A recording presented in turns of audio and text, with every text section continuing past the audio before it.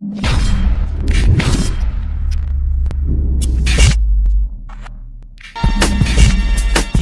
you know with KD and laughing stock, Nathan's got that voice. In this crazy world, we gotta make a choice. They say our logic's swishy, but we're making noise. From the top of the charts, here the people's rejoice. Stop being buck munchers, just get swishy with us. Join the laughter wave, make a fuss. Stop being buck munchers, just get swishy with us. Join the laughter wave, make a fuss.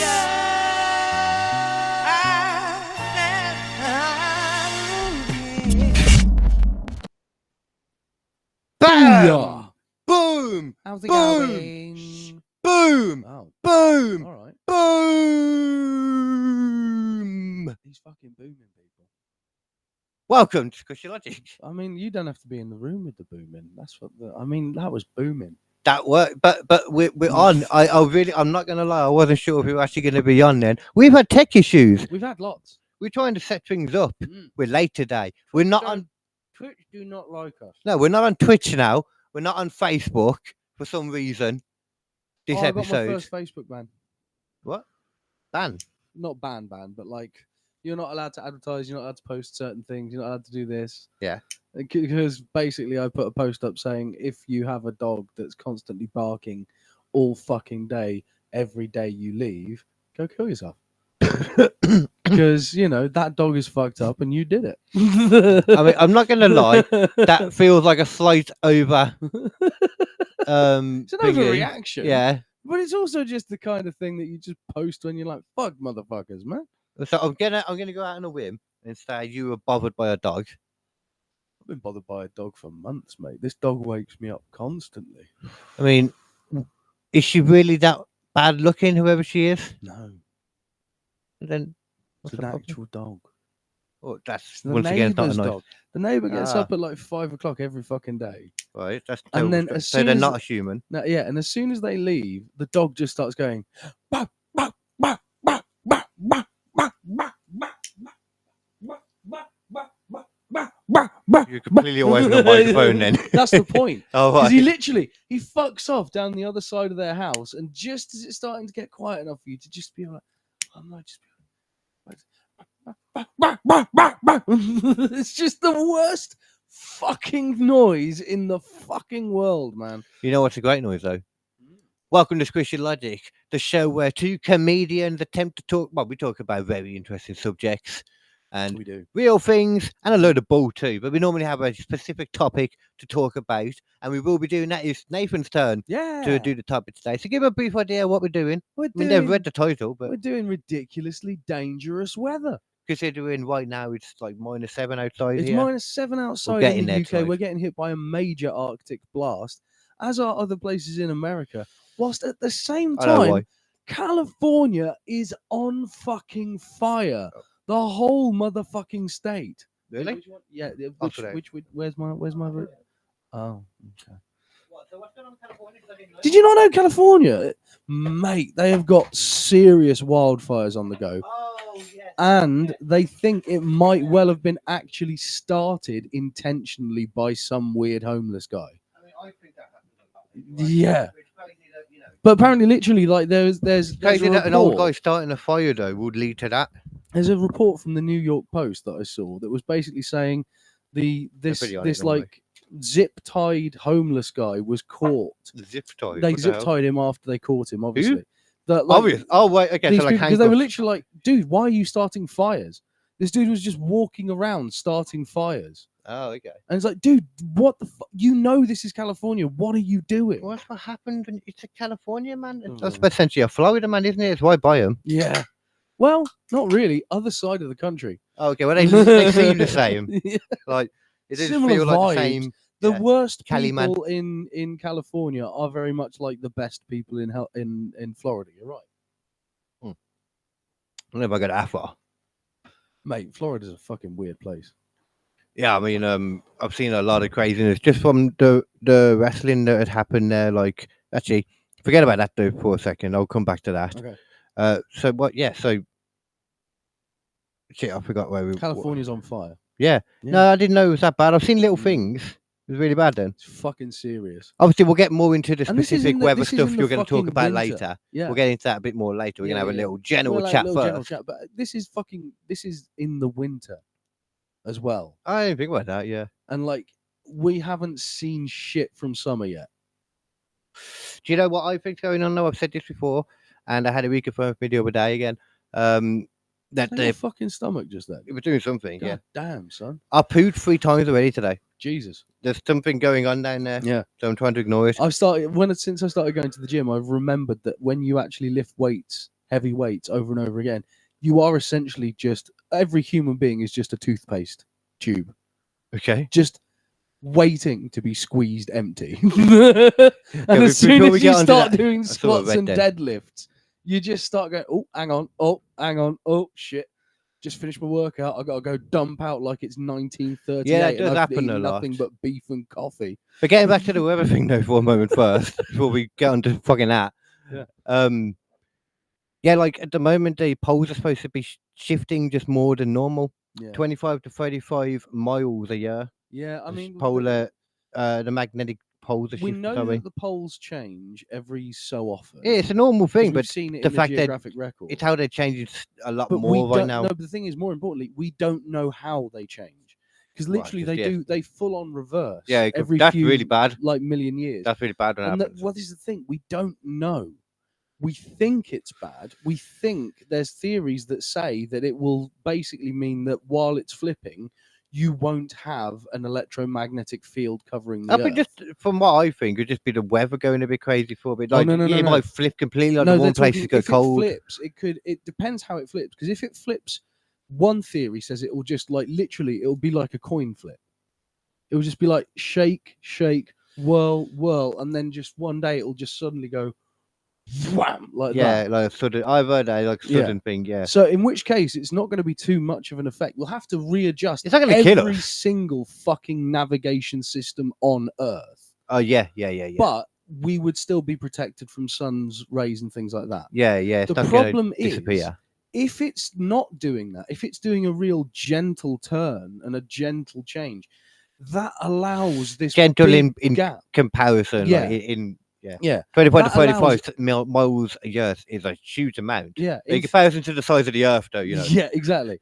And in theory, that could potentially leave it weakened in certain areas over time, which could mean that if you have a big series of fucking sunspots appear and they start firing out huge amounts of gamma rays, like with the ozone layer. Yeah, it's just going to anything that is under one of those black spots that is run by an an electronic chip is fried. Yeah. Dead. Gone. Yeah. You have to build it again. But that's not the worst thing in the world, though, is it? You know? No, but like that could be catastrophic for air travel. Imagine that. And you're flying in a plane, and suddenly every electronic device on the plane, including all of the plane systems, gone. I mean, yes, I get what you're saying, but from what we've seen lately, planes are not very good anyway. No, but that's just because Boeing. Yeah, apparently there's other ones as well. There's other ones as well. Yeah. Been a lot of. I'm not kidding you. When I was doing the Amsterdam flight there and back, there was an extra degree of worry considering the recent stories. That I do think a lot of it's just like it's become popular, so they report on them more now. I think they always kind of happen. Statistically, yeah. With the amount safer than virtually any other. Yeah, form of travel. with the amount of fucking planes that are up there. Yeah, the ones we hear about, it's statistically like it's low. Yeah, very low. It's not really that much, but Boeing need to fucking sort that shit out. They really fucking do. I don't know what's going on with them. Killing people as well. That would be helpful. Stop killing people intentionally, Boeing, and then also stop killing people. Oh wait, hold on. Where's my tinfoil hat? I see where we're going now. Where is it? Somewhere. I'll find it later. It's even tinfoil hat at this point. I should have tinfoil the roof. They are the biggest leader in accidental and intentional killings in the corporate world. It's remarkable. I know, yeah, it is crazy. The amount of people that just disappear because of Boeing. Wow. They either disappear somewhere in the Atlantic in a group of 50, or they disappear individually somewhere in a dumpster in New York. Commit like suicide. Oh, shouldn't say that word. YouTube. No, yes. Oh, I apologize, YouTube. We've been demonetized. What a shame. Oh, all the money normally that comes through. Damn it. Yeah. I'm gonna get that. Earn 3p on this. Oh no. On Rumble. Oh no. I know, man. Yeah. 3p. I know, that's some craziness. That's all right, that. That's a good bit of chunk of change. That's a little bit of change. You know who did earn a lot of money recently, though? Go on then. Fucking WWE. Damn. Won't talk too much about wrestling. Don't worry, I know not everyone's into it. Although maybe I might be wrong after the Netflix debut. That's going to be a separate pod. That'll be a separate pod. I still haven't watched that yet. Oh, what a surprise! I've got a free weekend, so I can actually sit down and be like, now is the time. Now is the time. I will say, as it was definitely a show that was aimed at casual fans to try and get them get them interested. Yeah. Show them some of the. They had them some of the acrobatics. Show them some of the like easier storylines to understand. Not so much. More the hits. Oh right, so like these are our hits. big fucking like tentpole fucking people like, of Leicester, you know. Yeah. These are the people you know. We're going to kind of have them interacting with the people we want you to know, with the big stars. That's a good way of doing it. It was a good way. Like, the people, there wasn't much wrestling though. There was very little wrestling on the wrestling show. That was the one issue. That's a bit of a shame. The people, that's the point. That's sort of the point. And also, they're the best at that. They're the least best. I'm not saying they're the worst, but they're the least best at acting and talking. They did only have the people that were better on though. Okay. They were, they were very selective. You'd expect that, yeah. A lot of the matches that were going to be on have been shifted to next week. Right. Just because they decided, like I said, they wanted to have The Rock on talking for a bit. Hogan came out. Oh, fucking Jesus. Because the ring now has got like all these different, which I really like. I swear they just pull him out of some like sarcophagus. Well, he's now, his beer company is now one of the advertisers with them. Yeah, he's got his symbol in the ring. I bet the sarcophagus he comes out of is shaped like a beer keg. That is the most American thing. It's got an American flag wrapped around it. Jimmy Hart came out waving an American flag. Of course, it's Hulk Hogan's real American beer. Yeah, that's what it is. Oh, right, yeah. So he came out, he started talking, doing his normal, I had some tag team partners over time, brother. I had Randy Savage, but there's no tag team partner like Netflix. And what made it great though was the whole time the crowd was shitting on him. The crowd, there wasn't a great atmosphere. There wasn't a great atmosphere apart from that. To Hollywood Hogan times. Oh, he wasn't. He was still trying to run through doing his stuff, talking about. He was literally, while the crowd were extremely loudly booing him, he was saying the words, "I appreciate that the fans have never let me down, never left me." Oh God! Man, they have left you tonight. It was amazing because Netflix even screwed on him, joined in because on the subtitles it just came up crowd booing and crowd booing louder. So yeah, man. Oh, when the subtitle is fucking digging it in as well. Now, Jesus. They don't always give out numbers for Netflix stuff. They have for this. Okay. How it works they is only tell you when it's gone gangbusters, so it must have gone. It only works with how they do it on there for this, or at least for WWE. They take into account the live show and then everything 24 hours later. Anyone that watches it over the next 24 hours. Yeah. So you watching it won't be counted, for example. But have a guess, like for AEW, for example, on their most recent shows, keep averaging about 0.5 million. Right. How many do you think watched the WWE debut? 36 million. That's ridiculous. Let's be realistic here. It's wrestling. It's not Mike Tyson. Let's be realistic. That's why I gave you the 0.5 of AEW. No, honestly, I'm 500,000 for AEW. Honestly, like 10 times less. So like 3.6 million. You're close. Really? 4.9. That's a great number. That did better than I thought. Same. That's 10 times better than fucking the other guys. It became it was the top show on Netflix. That's pretty crazy. Top search. Yeah. Even NXT did a great number, and that's their developmental brand. That's only in.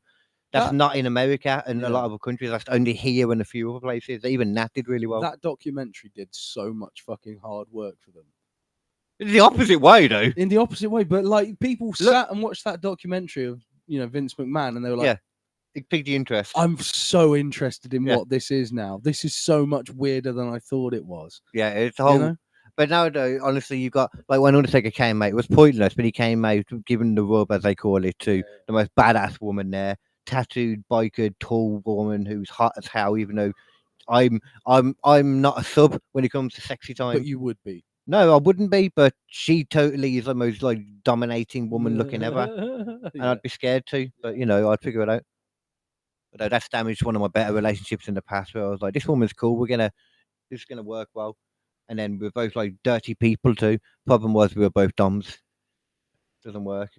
Each of you trying to tie each other up. It's like, quite on what we're doing here. You're just stuck in the end, and then you run out of food. See, I'm not really into I'm not so much the dom thing. I do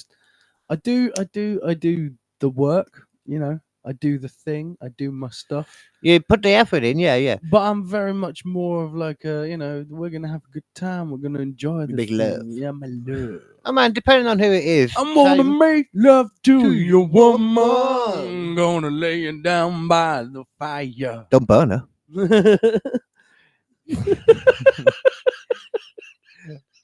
I am, yeah, it depends who you're with. That does, man. Like, you know, the way you do it. If it's somebody you're actually like with, then you know, sometimes the best thing is missionary. Sometimes just looking at each other. It's weird. It's pretty good.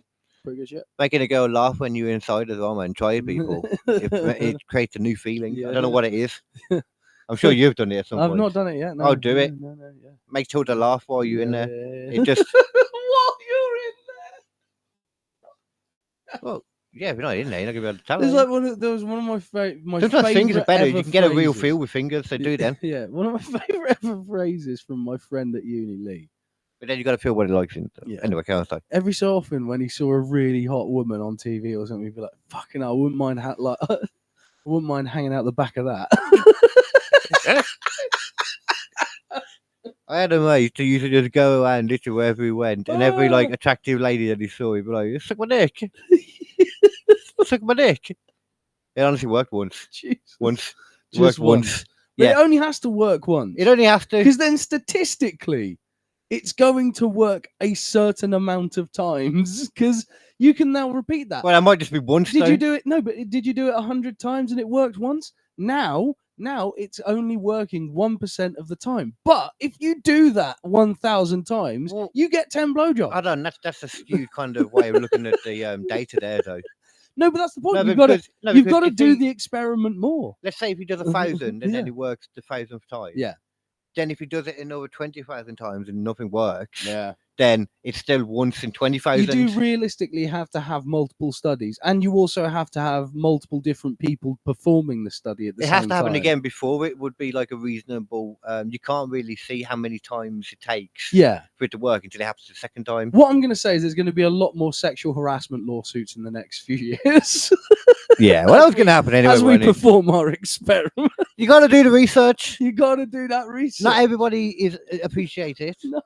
Not everybody appreciated Einstein. No. Nobody appreciated Newton. That's true. Galileo. Yeah. None of them. There's got to be more. There's got to be Oppenheimer. Oppenheimer. It's Oppenheimer. Oh. Oppenheimer's a very... That's the porn version, that is. Oh. I did think that it's about a bomb that deflowers every virgin in 1,000-mile radius. See, you're explaining that. Is that not the same film? I definitely watched the porn version. It sounds like that film. It does, okay, maybe I should check out the original. How many boobs are in that? I don't know. How many people does Einstein bang? Oh, Einstein bangs at least 4 people. Okay. I think Einstein was a dirty He was a dirty man dog, yeah. Fair play. Yeah. You know, he came over with his wife, I think. That sounds bad.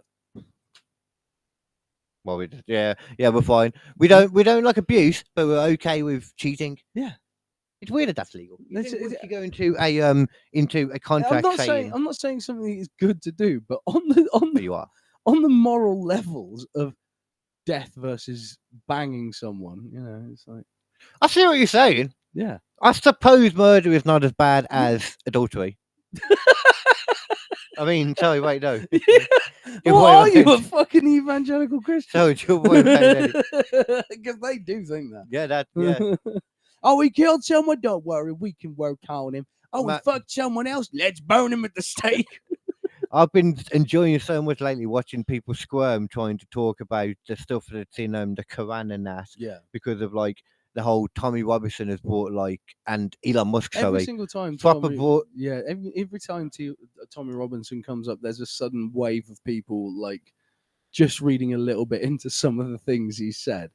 And but people focus on the wrong thing here. It's really weird, but there's certain bits that are like, actually, he is right about that one thing. Yeah, the way he goes about it a lot of time. Is not good. Yeah. And I think in a lot of ways he's definitely not helped himself. I have listened to a lot of what he said though, and I do kind of buy the fact that he's not necessarily, well, he's not racist. I'll say that.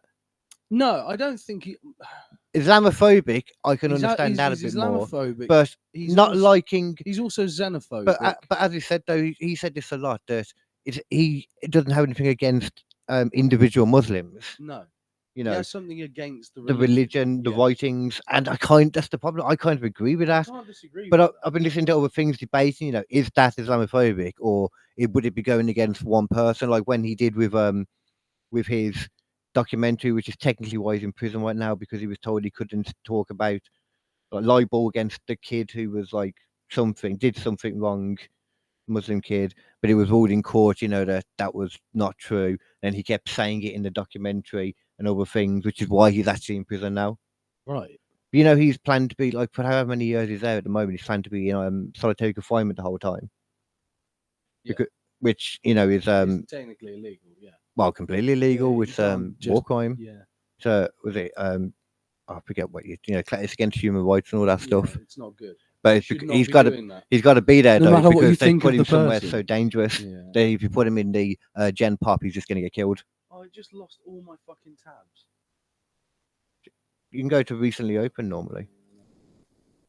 Don't worry, I can keep talking for a bit. That's fine. Like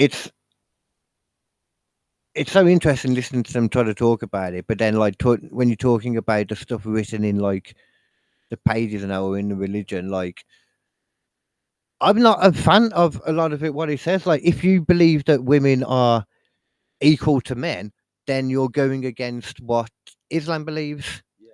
So it's like that alone for me is kind of where I draw the line. Like if you're something like, I suppose it's even more for me because like growing up like a single mom, you have even more respect for like strong women and that. Yeah. But then in Islam, it's like, but they mean nothing.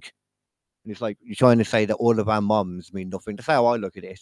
Yeah. Well, the thing is, they still look after the old one. That's the thing they do. But you know what I mean. Somebody else's mom means nothing to you. If you read enough into the Bible and stuff as well, you it's all a lot of them across all the same shit as well. It's like all of these religions. They basically say there are different categories of people and not everyone is worth the same. There is one thing I would say different for the Bible, though, which is also part of why I think it's not as good of a religion in the ironic way, is that they will change their writings. You know, they've accepted gay people into marriage and all that, you know. Yeah. Whereas the Quran, though, it's believed to be the true writing of God. It's not like come from through other people like the Bible did. Yeah. The Quran was believed apparently somehow to be the true writing of God, or Allah, the true writing. So it can't be changed. Yeah. And necessarily, obviously, when that was written, is a very different time than now. So it's extremely archaic. Yeah. So it doesn't work. I think Judaism might have some of that in there too. There's also something else in the Quran which does say that if you find if you find a passage in the Quran that contradicts a previous passage, right, you have to take the later passage at its word. Right? Because this is what you said later. The Quran gets progressively more aggressive the further into the book it gets. So like lots of normal, like reasonable laws are overturned later on in the Quran. Right. And because of the way it's said, like you have to go with the later one, it inherently makes it more aggressive. And if somebody disagrees with it from outside the religion, it's written into the Quran that Muslims cannot agree with a non-Muslim over a Muslim. Yeah. Whatever it is, you're not allowed to do it. Yeah. Which is, that brings in so many issues when you really think about it. Yeah. It's just, people should be free to, obviously, you know, do what they want, but oh man, it's just I don't like a lot of what's in there. I don't know how to. I don't know. I don't. Shockingly, this might surprise you. On this comedy podcast, me, a struggling comedian, getting a bit high. I don't have the answers. No, surprising. Of what to do. But I will say I'm not a big fan of it. Not a big fan, but I'm not a fan of any religion. Like I hear about like the stuff that's in in Judaism, where they believe that they're better than everyone essentially. And there's a lot of stuff written into each of theirs, the Quran and that is literally in every single one, because Yeah. it's like if you believe in God and you're a Christian, if you follow Jesus, you are going to But heaven. You're gonna, you're better than the others. there is You've got to slightly bring more. them. There is slightly more in Judaism in the sense, though, that they are the chosen people. And they're the chosen people, and they don't go out trying to convert people because they're like, better than them. No, you come to us. Yeah, they're better than them. So I actually kind of like that. Though. I get it. I get it. They don't come to us. I like, they come to us. That's because you can't be asked down to the door, like Jehovah's Witnesses and all them. Yeah, we're walking through town, people shouting, "Hey, do you know about Jesus?" Yeah, fuck him. Right, should we do some topic? Yeah, let us know what's going on a little bit. I filled out like an extra 6 minutes there bitching about fucking Islam while you were loading them up, so I hope you appreciate it. Like I as I said, when I was younger, I used to watch all of the fucking debates between Christians and like Muslims and people like atheists, Christopher Hitchens and Richard Dawkins. I don't know them, but I learned. They're fucking. They were so interesting because every time one of the religious people would come up with something from a Bible, because Christopher Hitchens and Richard Dawkins had actually read these fucking books as well, because they're learned people, and they go, if I disagree with something, I have to read it and understand it and understand why I don't agree with it. You need to get into the frame of mind of the person. Like, if your enemy, you need to understand what they're doing. Yeah. I'm not saying they're enemies. Not even enemy. It's not even enemy. It's just an example. What is the different opinion, and what does my opinion does my opinion change when I come into contact with it? Or does my opinion become bolstered because I start seeing more evidence of what I believed to be there? Exactly like when I double checked by talking to Royal Mail about that thing to make sure I understood it. Yeah. It's I don't know why I had to put myself open that little bit there, but I had to. Yeah, every single time they sort of went and they were like, "Who won? Do you think?" The vast majority, they were just like, "Yeah, the atheist won." Oh yeah, that's because it's probably an atheist listening. Not even that, because they had it as an open thing. It was an open venue where people could just walk in free, sit down and watch the debate. I don't think a lot of people in a religion will actively be trying to, look for or find reasons why their religion doesn't work, because they've already based their life on it. I feel like a lot of them would rather ignore it. But the thing is, ultimately for me, it's like I don't mind if you base your life on a religion, and if it's to do with faith. But faith is inherently something that you cannot prove is real. Yeah. And if you're telling me, well, when you say faith, you can't. You mean faith is something. Faith is you believe in something. That's it. Faith is you believing in something that cannot be proven to be real. I see. Yes. And if you're going to make decisions of law based on something that inherently cannot be proven to be real, that is putting you at a detriment. Laws should be based on things we actually know are real. And they are generally. It is wrong to steal from someone. It is wrong to kill someone. Well, you say that though, then once again, but that's come from, like the commandments and all that. It didn't come from religion. It came from when, even Vikings had that to be fair. Apes. If an ape is particularly aggressive and attacks other apes, it will be ostracized and thrown out of the group or even killed. That's true. It's just a general it's a law of any group-based animal. If you fuck with people, you get fucked with. That's interesting. Yeah, it's nothing to do with religion. Nothing to do with religion. Yeah, it's just we've looked at. That's just one way it came. That's one of the first ways we've in record known it came out. We already had would have been Romans and Egyptians before that anyway. Not even that. We already had that belief, and then because we became thinking apes who were able to put two and two together, we started knitting together these myths and legends of how the world worked.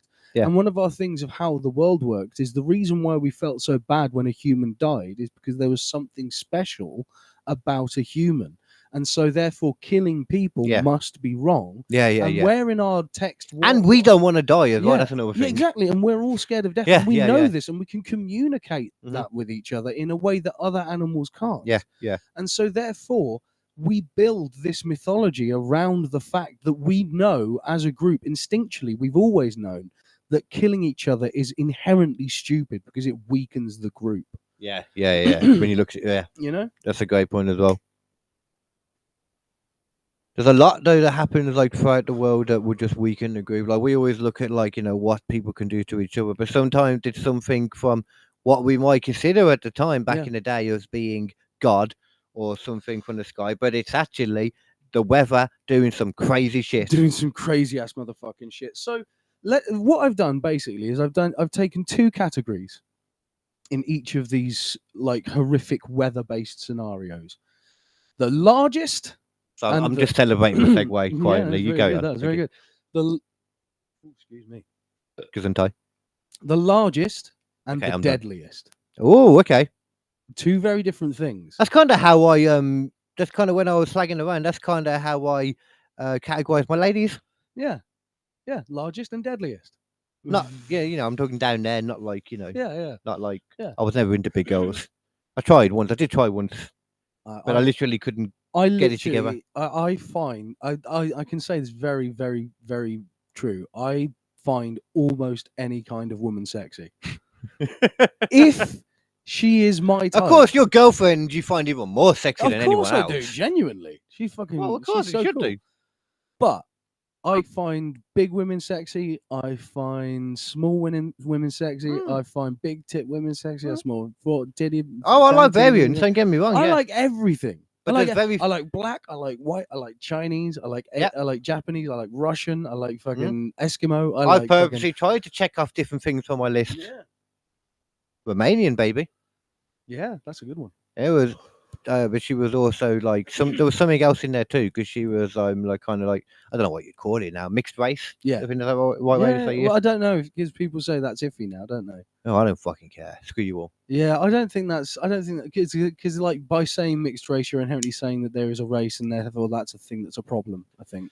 What the fuck are they? That I know it's fucking so dumb. I'm just saying there's two races in there. Yeah. People can't say that race doesn't exist because then what the fuck does racist mean? Yeah, exactly. But people are tardy nowadays. I swear to God. PC culture, it's amazing. It's just it's a form of categorization. That's all. That's bad. Now you're grouping people together like cattle. Like going, that guy's got brown hair, that guy's got ginger hair. What the fuck did you look at me when you said that? I didn't look at you. I saw it on camera. You just fucking assumed. Yeah, I didn't point that way. I didn't assume. I didn't point. You're not pointing at me there, though. So what kind of weather then are we gonna guess with this? Let's start off with the big bangers, right? Let's start off with hurricanes. We're going large. Going large. Or is each one you say? Having it large. Are you gonna tell us the thing and then let us know whether it was a large or a deadly? I'm going to go with biggest. I'm going to tell you what one's happening first because it gives some gravitas. You're going to bring us into how you're thinking. I like it. That's so Hurricane Wilma. I've heard of that one. The strongest hurricane ever recorded in the Atlantic. Okay. This is according to the NASA Space Observatory. So, on the morning of October the 19th, 2005, National Oceanographic and Atmospheric Administration aircraft measured a pressure of 882 millibars in the center of Hurricane Wilma. Now, 882 millibars of pressure is 8 times standard atmospheric pressure. Almost 9 times standard atmospheric pressure. A bar of pressure is atmospheric pressure usually at like ground level in the UK. 1 bar. Right. Okay. Is how much pressure is there. Exactly. Okay. Right. Yeah. And you measure that in cars. That's why I know that. And most turbos in a car can only go up to 2,000 millibar of pressure. Oh, sorry, not 2,000. What would change it? Like, how would they be in different pressure? What changes it? I know you said obviously a hurricane has all this pressure. So so the reason why a hurricane has more pressure is because it's got low pressure air, and then the low pressure air allows it to sort of sink down and sort of build and build and build and build and build and build and build. His arms got larger as he said that for podcast listeners. And that's normally what sort of creates an actual storm is you've got one bit that's sort of warm and one bit that's sort of cold. I always think it's a lot of mixture a lot of the time, spinning the actual atoms around and around and around, and it starts getting bigger and bigger and bigger, and it's just basically how much energy is in the air. That's essentially what it is. Okay. Because the more mass the air has, the more air there is in and by mass you mean the literal how much, like how you said, much it weighs. Literally how much it weighs. Okay. Like probably because of how much air has been pushed into that's that it, because it's being compressed and compact in this swirl. Okay. Constantly getting more and more and more and more energy built up inside of it. Yeah. See, you learn here. Yeah. I learn. And then eventually it hits landmass. Now, the reason why hurricanes are so sort of, it's strange because they don't really drop or cause any damage out at sea. I mean, if you're in the middle of the storm, it's going to fuck you up. Yeah. And you're going to hit some big ass. If you're in the water, then but it's like. But it won't really dissipate. Most of them. Well, no, it's when they get to land. Is the further into land they normally get, the more when they start dissipating. So because they the start same hitting mountains and things.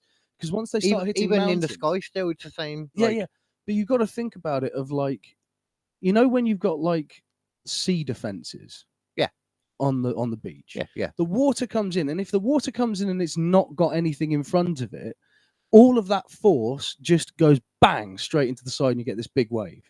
But if you've got these little, but if you've got these little like blockers that they use, these like little Tetron things, they break it down. You see it happen because it will hit each one of these surfaces. That will take some of the energy out of it, and then by the time it reaches the actual shore, it's just a gentle like wave. That makes a lot of sense. Yeah. So that's essentially what's happening once this giant hurricane hits landmass, because there's mountains and there's trees. Yeah, in a bigger exactly. So scale. This starts getting dissipated and hitting things and sort of reducing. Do you know whilst where we out are there right in now the Atlantic, it's just this big open mass where it can just keep fucking building and building and building, and it doesn't get stopped by anything. You haven't said like in a specific one yet, have you? This one is Hurricane Wilma. Yeah. Oh yeah, sorry, Wilma. So where was it? The Atlantic. Yes, the north or just no. I think. Where did it come onto land? Sorry, it hit land. Storm was moving north. It was going through the Caribbean Sea and toward the Yucatan Channel, which separates Mexico from Cuba. Oh, okay. I've gone the wrong way then. Westerly winds could bring towards Florida. Yeah. Okay. Higher up than I thought then in that case. Yeah. So North Atlantic. Towards sort of near the Florida. Gulf of Mexico-ish. That kind of vibe. Oh, I see. Like it's what we're talking. Yeah, so we're talking around about there. Jacksonville's here. I know that's in Florida. Yeah, exactly. Yeah. The penis of America. The dick of America, indeed. Yeah. Looks so different when you see it on a globe, rather than how they put it on the flat map. It's crazy, isn't it? Yeah, globes are brilliant. Fucking brilliant. So it came in there then, okay. So I mean, I know what you're saying. Then as it hits the land, it starts breaking it down. I don't know if this even hit land. I don't have any information on that. This is just the biggest fucking thing they saw out there. Oh, okay. They can eventually die if they sort of by the time they get to land. It depends on the atmospheric things. Yeah. Time. The sea itself won't cause it to, dissipate, but it could dissipate itself. We're going to talk about the deadliest hurricane. Okay. So there are. This is what we want. Let's be honest. Yeah, this is the 31 deadliest hurricanes. Oh God. List. So I'm not going to go through all of them. Yeah, let's start about like what 10 or 15, something like that. Yeah, but we'll start with 31, which was okay. we'll work our way up the list and then do the top few. Yeah. Or just go quickly say them. Puerto Rico on the 26th of July, 1825, killed 1,000. Oh, in 1825, sorry. Killed 1,300 people. Wow, and it would have been a lot less people back then. Yeah, and we're talking about like wooden structures and things like that, not like big things that crushed like lots of people. Yeah. Although, admittedly, most structures now are built to survive this kind of shit. So, that could have ripped the structures apart and then whipping the wood everywhere, whacking people, turning people into fucking a blender. And back then as well, like, you wouldn't understand the science of what was going on. You'd just be like, what's happening? If they'd never seen a hurricane before, Yeah, that would have been terrifying.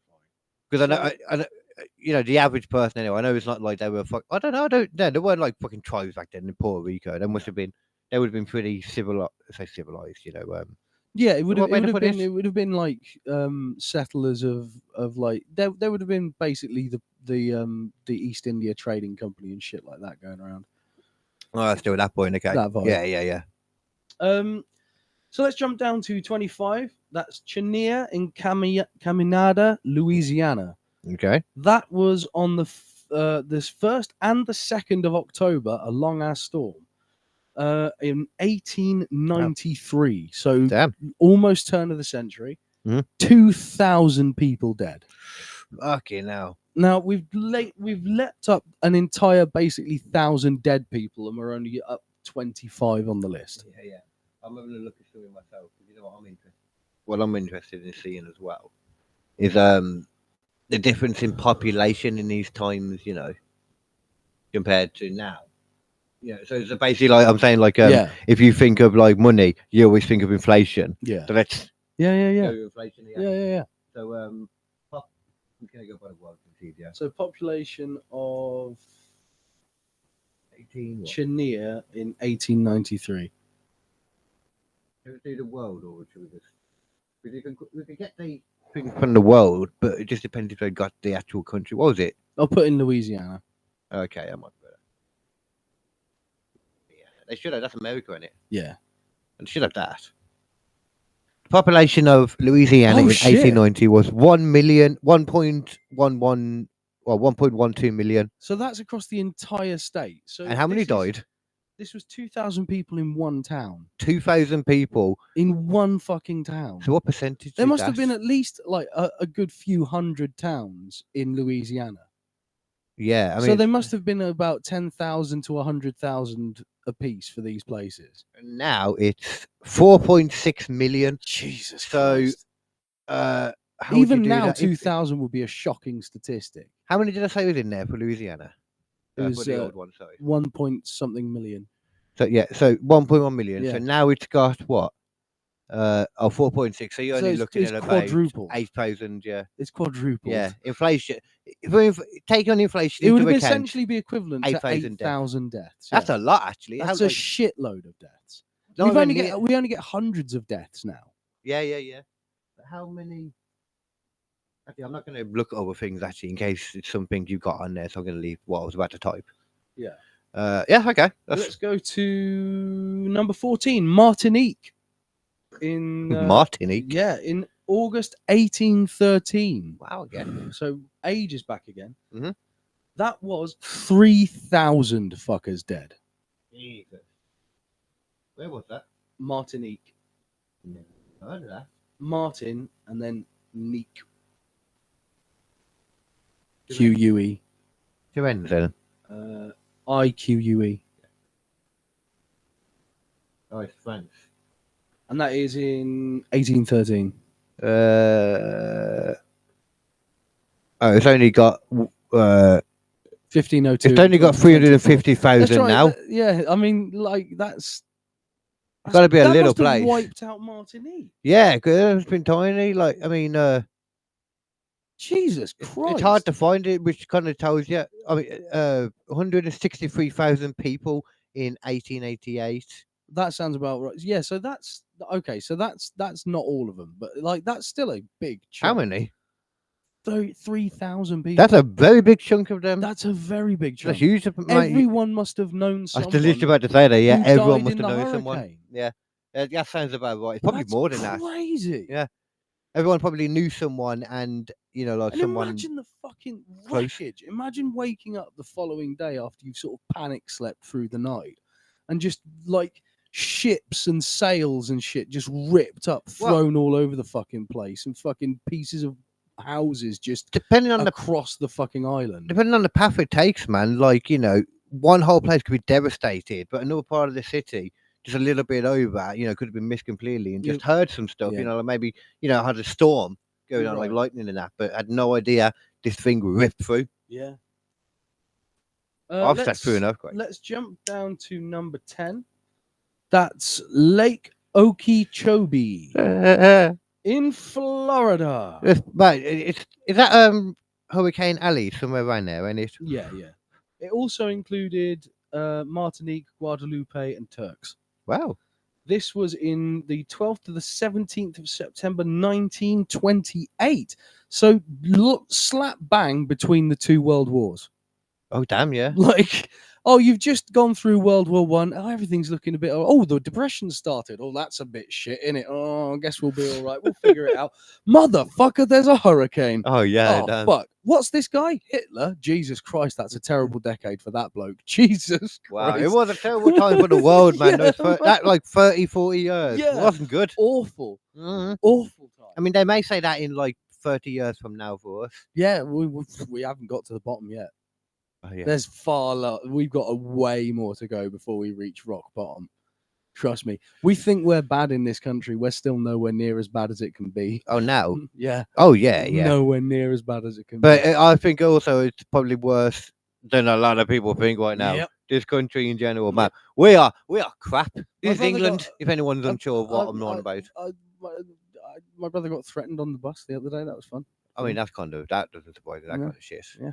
That kind of crap. I heard that You from haven't my seen that fucking as much parents. because I'm you're gonna in talk to him your about that because I want to know what the fuck happened. you're in these posh areas. You know, you just don't get it as much. No, he's in Birmingham. That's what I'm saying. That makes even more sense. I didn't know that. So you're in the posh areas normally. You don't see that kind of thing.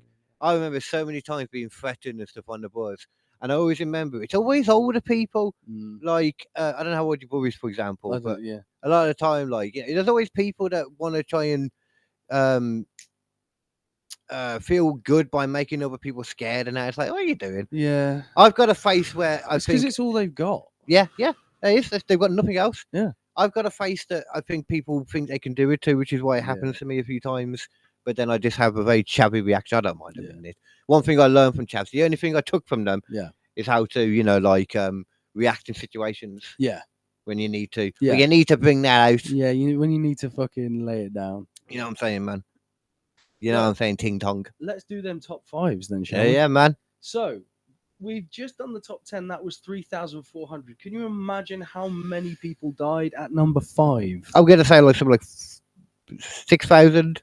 8,000. Damn, that's a giant thing. 8,000 in Flora, Haiti, in Cuba. Okay. I think that's still around Haiti the kind and of Cuba, sorry. tornado. Haiti got still, fucked up by a hurricane not that long ago. Yeah. I think it's And in it's those still areas, fucked ain't up. it? Yeah. So Japan, like they have a lot of things with like tsunamis and stuff.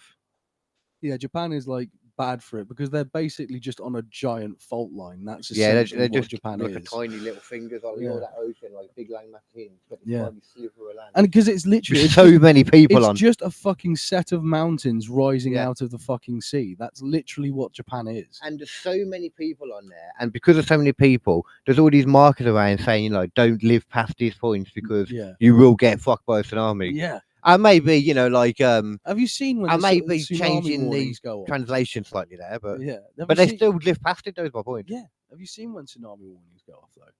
No. There's videos of it. There's a sort of sudden dead silence. It is terrifying. It's just like this.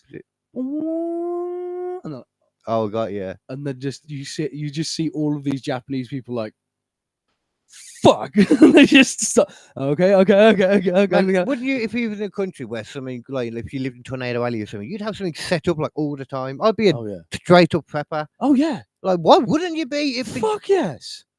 I want a fucking nuclear bunker if I'm living in fucking America. Yeah, man. You're goddamn right. And just because of all the enemies, eventually, someone's gonna try and drop a bomb on America. Yeah. I want to have like Last of Us gay guy episode level like defenses. You want Last of Us gay guy episode defenses? Gay guy episode level defenses. What the? What? So like a guy trying Did you to not suck a see that dick on the episode? line? Did you not see the episode? Is it just one man trying to suck everyone's dick that comes in and makes did you them run not away? see the episode? I don't know what you're on about. So in the Last of Us TV show, they did an episode with Bill. You know, the guy who they find and they get the truck off of. In the game? In the game, yeah. Which point is this? Remind me where we are. It's like just after the what's her face has died and they've got to go and get the truck so that they can get to Atlanta. What's her face has died? I have no idea what. There's the woman who sort of gets bitten and she goes like, "You guys have got to go. I'll like stop." Is this the them black here." woman in the game? Like, No, this is the white badass? woman at the start. Oh, yeah, because the black woman's Yeah, still yeah. at the end, ain't Yeah, she? yeah, yeah. So the white woman at the start, just after she's died. I don't want to. She's helping you, ain't she? Yeah. Yeah. Just after she's died, Tess, right? Yeah. You then go to get the truck. But by the time you get there, Bill's already dead, I think. I can't remember. But and you just get the truck and you leave. Or Bill might be with you. I can't remember. Good old Bill. But anyway, I definitely remember in him. the TV show, Bill and his gay boyfriend, who moves in with him after the apocalypse, have this entire episode, which is honestly, it's one of the most heartbreaking but beautiful episodes of anything. A little bottle episode. I like bottle episodes. Yeah, it is so fucking good because it is just about these two guys and they just trying to figure out the apocalypse. Trying to live in the apocalypse, and they're having a good time doing it. But it's all the troubles they go through, all the shit they go through. Yeah. Do you mind if I spoil it for you? Do you want? No, go ahead. So literally at the end, right? Spoilers, guys. If you haven't seen this, genuinely go watch it. It's brilliant. Like one of them's got cancer. Not Bill, but his boyfriend's got cancer. They're finding this out, I'm guessing, before the apocalypse. Yeah. And he's like, look, what you're going to do is you're going to crush up these pills. We're going to have one last lovely meal together. I'm going to drink it, and I'm going to fall asleep in your arms. Man, it's the best way to go if you know you're... And it's fucking beautiful, that bit. And he goes through and he makes him the same meal that he made for him the first day he turned up. And he plays the same song on the piano that he played and all that kind of stuff. Yeah.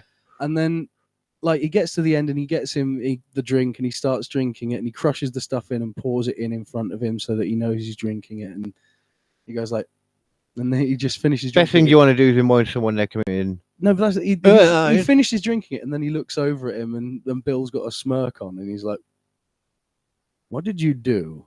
And he goes, "Oh," and he goes, "Yeah.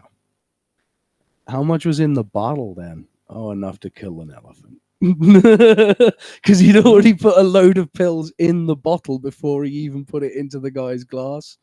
And they're both just going to sit there. And he's like, "No, I didn't want you to do this." And he's like, "Look, you're my whole..." He's doing it with him. Okay. "No, you're my whole world. The only reason I am still alive is because of you. The only reason I'm still here is because I have you to look after. See, at the same time, with you gone, I don't have a reason to be here." But you're a person, I think, is a bit like, hold on, I haven't got a choice about living. Like, life is a choice, man. It's a gift. I mean, sorry. But also, like, this guy, he's like, I get the content. He's in his 70s. He's got a limp. He's been shot. You didn't say that part. Yeah, it's gone through this whole time. So it's not like this. I imagine he was like, our age. Or something, just no. Okay. They've had a good life, and it is just like this thing of like, look, this is. I'm guessing he didn't do it if there was this level. Otherwise, what's he going to do? Bill's going to be there by himself. Someone's going to sneak in, and they're going to kill him in some. Well, he obviously didn't do it though. If he was in the game later on. Yeah, but like the thing is, it's that thing of like, eventually he's just going to have a horrible, horrible end. But he didn't do it though. So what's the he didn't kill himself, did he? Yeah, he did. Then how was he in the game later? That's a different. There's what the fuck is going on here? There's slight changes between the game and the series, very slight. I thought you said Bill was talking to him in the series too. No. By the time they do talk to him Bill. in flashbacks. Because Tess and Joel already knew Bill. Oh, and, yeah, they were like friends with him, and they did trades and stuff like that because they were trustworthy. Oh, and that's why they know Bill, and that's why they go there, and all that kind of shit. And they leave a note for him as well. Like Bill leaves a note for Joel to be like, help yourself to this. There's stuff. Oi, dude, take this crap. Don't drink the alcohol. Yeah, do not drink that bottle. That's probably the one note you want to leave. You really do want to leave that note. That's an important note because they couldn't put it away in case they needed to drink more. So they need to keep it there. Yeah. Someone comes in, like, oh, look at this alcohol. Yong. It is glasses would have been better to put it in the glasses. Yeah. I'm not going to lie. Yeah. I think Bill fucked up there. Yeah. But legit. He probably killed someone. Legit, it's such a good fucking episode. Anyway. It's a lovely episode until you think about the after effects. And it's like, you did not take care. Somebody's going to drink the alcohol and die. Bill's going to murder someone post death. Yeah, he's going to be in heaven having survived and falls. Lived a perfect life, and he's like, "Oh, you know what? I love being here. This is brilliant." And then suddenly it just goes, boom. You got the devil just tickling his nose. Because a little 4-year-old came along and tried to drink the dizzy water. I don't know what you're on about anyway. The man was gay. He ain't going to heaven. Fix up. Come on. Let's talk about something realistic for once. So let's go back to this weather. Pope Hinken the First. What? What was that? All right, Pope Hinken the First. You goddamn right. Right. Anyway, so Pope Clementine. At number 4, Mango. Fifi, Honduras. 14th to the 19th of September 1974. 8,000 to 10,000 dead. Damn. That was 1974. 1974. So the population will be pretty similar then, you know. Gets worse.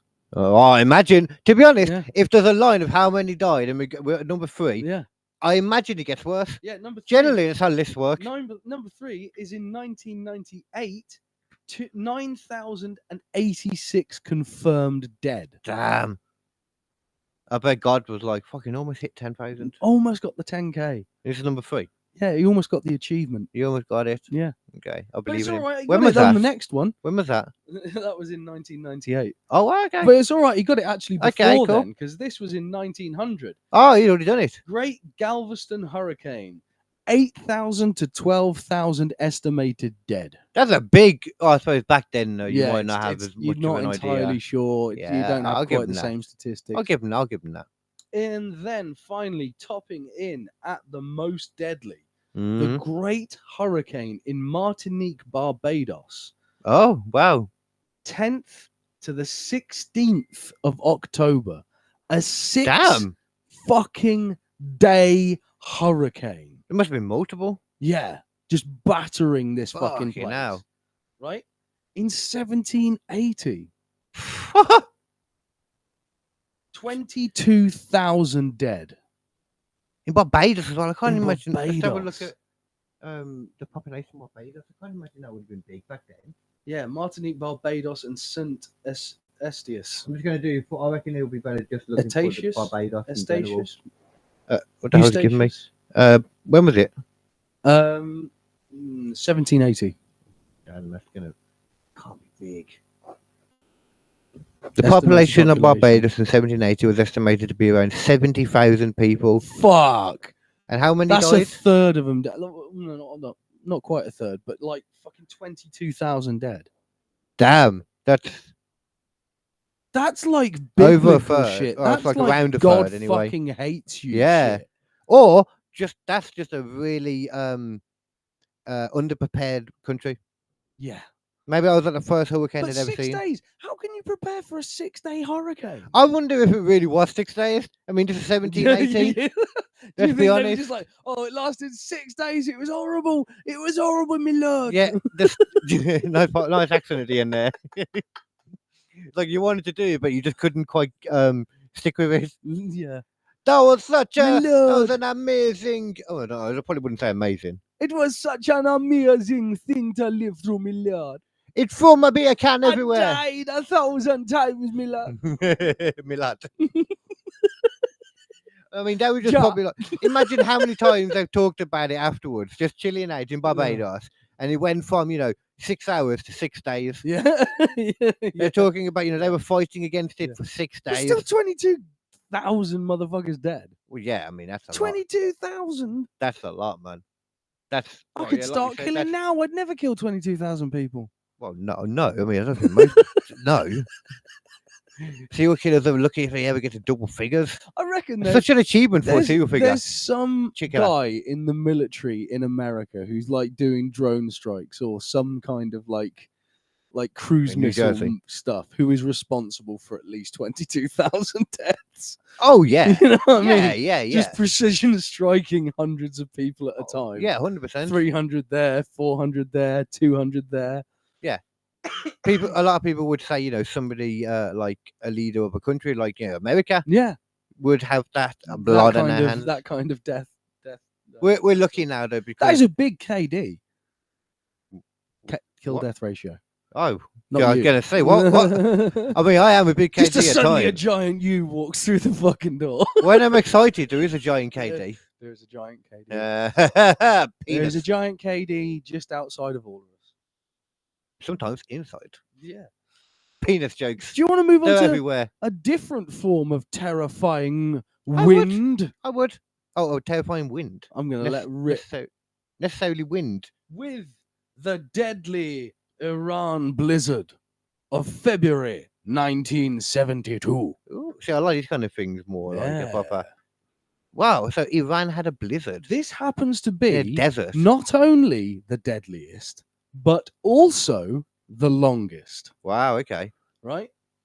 So less of a storm, more just the weather changed. This was the storm, right? So Iran, obviously, you think of normally is a pretty fucking, warm, arid kind of place. It's a fucking desert, most of it. It's a desert, yeah, exactly. It's a fucking desert. Well, it turns out it can still get fucking cold. In fact, deserts do get fucking cold because there is nothing to keep the heat in. Well, I mean, you say that technically, like Alaska, North Pole, South Pole, the deserts. They are. But actual deserts as well. You mean a hot desert? Like an arid an desert. actual arid desert drops to minus temperatures at night. Yeah. Because there's nothing holding the heat in. There's Yeah. no vegetation. There's no water. There's nothing there. One of the crazy things about trying to survive in the desert, if you're stuck in there, if you manage to survive tonight, you took off all your clothes or something. Yeah, because you're going to boil alive, and then suddenly in the night, it's like, oh, I'm going to freeze to death. Yeah. Unless I bury myself in the sand I was just and get thinking eaten about that. by fucking camel spiders. Yeah, that's yeah. I learned about it. I was watching If Shameless. you don't know what a camel spider is, don't fucking Google it. Not They are necessarily a horrible. camel spider, to be honest. They're 'cause horrible. Yeah, but it'd be all the little mites that are in the sand would be the issue. Yeah, but also you know that camel spiders literally have a thing in them that makes it like numb you as they chew you. No, I didn't. Not the area. Yeah. I did not. So know they that. can. That's why they're called camel spiders, because they'll sit underneath a camel Oh, during the night and right. they will just chew slowly at its leg. that's And in the fucked. morning they'll come back and there's just a chunk missing of the camel. And eventually it wears off. And you're like, ow! Yeah. And the camel's like, oh fuck, I can't walk anymore. Wow, I didn't actually know they could do That's that. actually full camel accent, by the way. That's what all camels That's talk what they like. sound like. Yeah, how's it fucking going, camel? Oh. Are you having a good time? I mean, I was until a camel just came into my studio. I spit on you. That's a llama.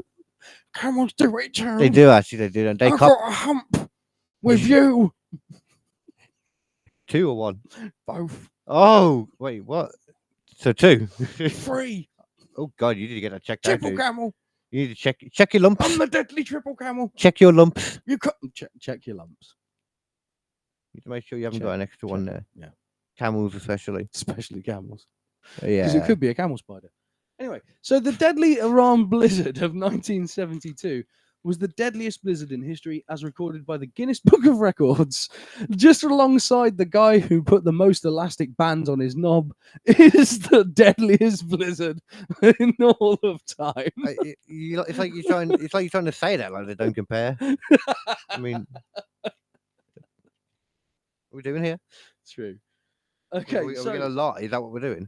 a week-long period of low temperatures and severe winter storms lasting 3 to 9 days in February of 1972 resulted in the deaths of over 4,000 people. I like how there was such a wide fucking like discrepancy there. 3 to 9 days. Yeah, it's It's it's like the the same as 6-day-long fucking hurricane. Barbados again, Yeah. isn't it? Probably more Oh, like it lasted so long, my love. so I'm gonna assume 2 days then. Okay.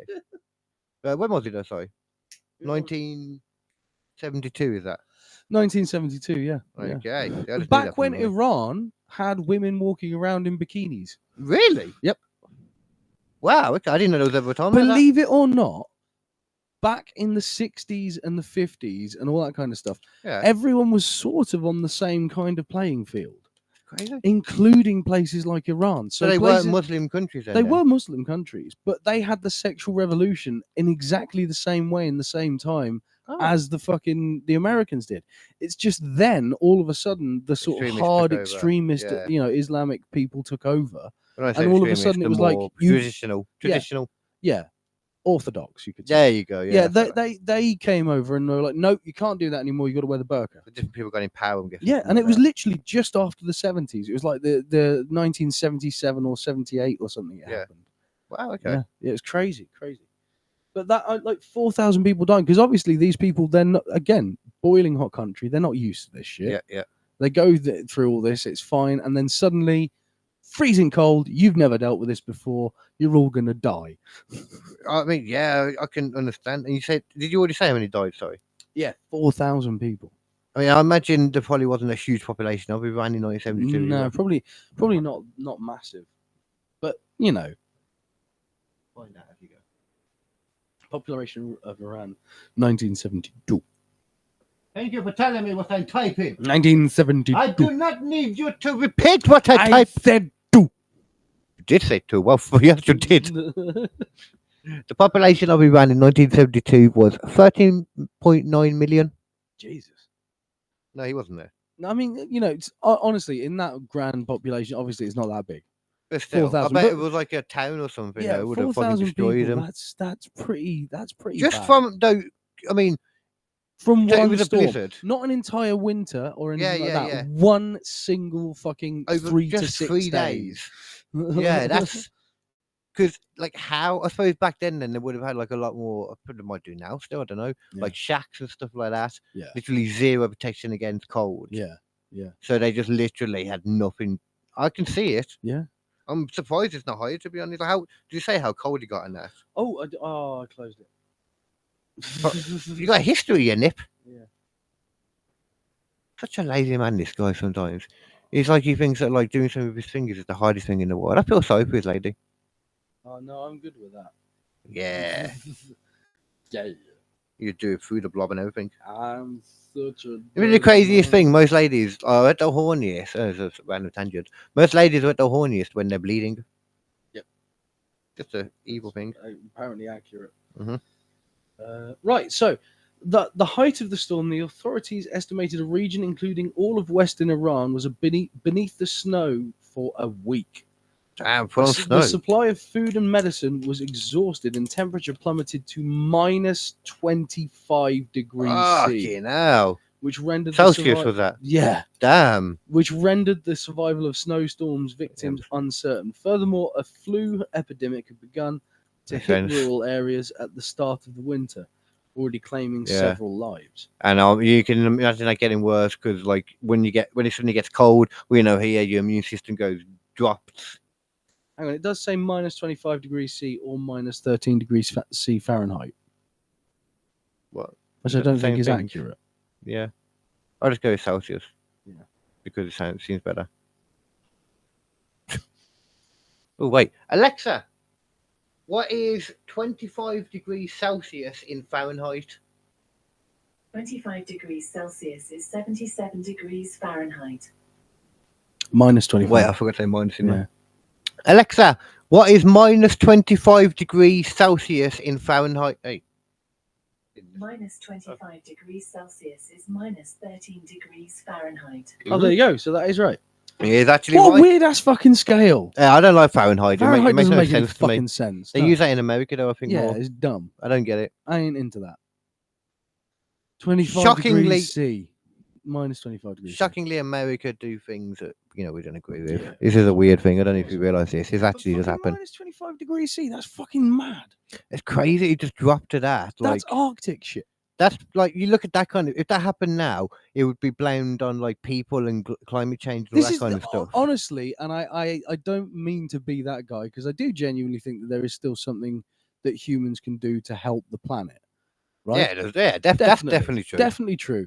But some of this, it's like this is stuff that we haven't seen the like of, and it's happened way before the major mass industrialization of everything. This is why I'm not completely sold on the fact that we are the reason for all of this. And climate change and I that. don't think we are solely responsible. Yeah. I think there are other factors involved, but I do think that releasing a shitload of CO2 into the air is probably not a good idea in the long run. No. You know? But Just we like released a load of fucking releasing a load of fucking plastic into the seas is not a great idea in the long run. that you know? one definitely because it doesn't Yeah. go anywhere. But this is the thing, with all of this stuff has to sort of go somewhere. It has to have some kind of effect. And Well, we it just do goes have into to- the animals and it goes into us, and then we have our sperm cut down by 50%. Yeah. You know this. Yeah. Although to be Brilliant. fair, we have too many people on the planet as it is. Maybe it's a good Yeah, thing. maybe we don't need to fuck as much. Well, maybe we need Oh, to no, fuck, whoa, fuck just as whoa. much. but produce half as many babies. Yeah, you were way off then with that initial I was assessment. very wrong with fuck as much as you can with people who want to. With you? Yes. Not just in general. They don't just want to fuck people in general and then you're like, yeah, score. Unless they go to a glory hole, you know, if that's the thing. If you find a glory hole. If you're in a glory hole situation, then pretty much anything goes. You know. I mean, you don't know what's on the other side, but that's part of the gamble. That's in a way part of the fun. I mean, I get scared about the idea of, you know, like in horror films, like when you have to reach into something, like Indiana Jones has to reach into like a thing and you don't know what's in there. That scares me. Let alone my dick. Yeah. Like, what the hell are people thinking? I know. How trusting were people? Do glory holes exist anymore? I want to see exactly what my penis is going into. I want to see exactly what it's going into. I want to make sure it is a certified business and it's set up.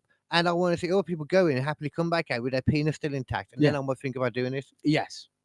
But if it's not... Have you seen that weird Czech porn when it's always like women with their vaginas just hanging out of a wall and guys walking up to it and banging it? Yeah, like a lady glory hole. Anybody? Yeah. And it's just it's one of the weirdest forms of fucking of porn I've ever seen. Right there. Yeah. It's one of the most weirdest forms of fucking I've ever seen, yeah. It is so strange. I don't know, and I find it fascinating. I don't know why I do, but I find it fascinating. That's like when one girl's getting into the room by loads of dudes. It's like I never would want to be in the room while this is happening. Not about that. No, I would not. I might give it a go. Oh no, I don't want to be number 38. I did have at one point. There was that woman who did like more than anyone else had ever done again recently, really? And she was like fucking crying afterwards. And it's like, well, because you were so happy she did it.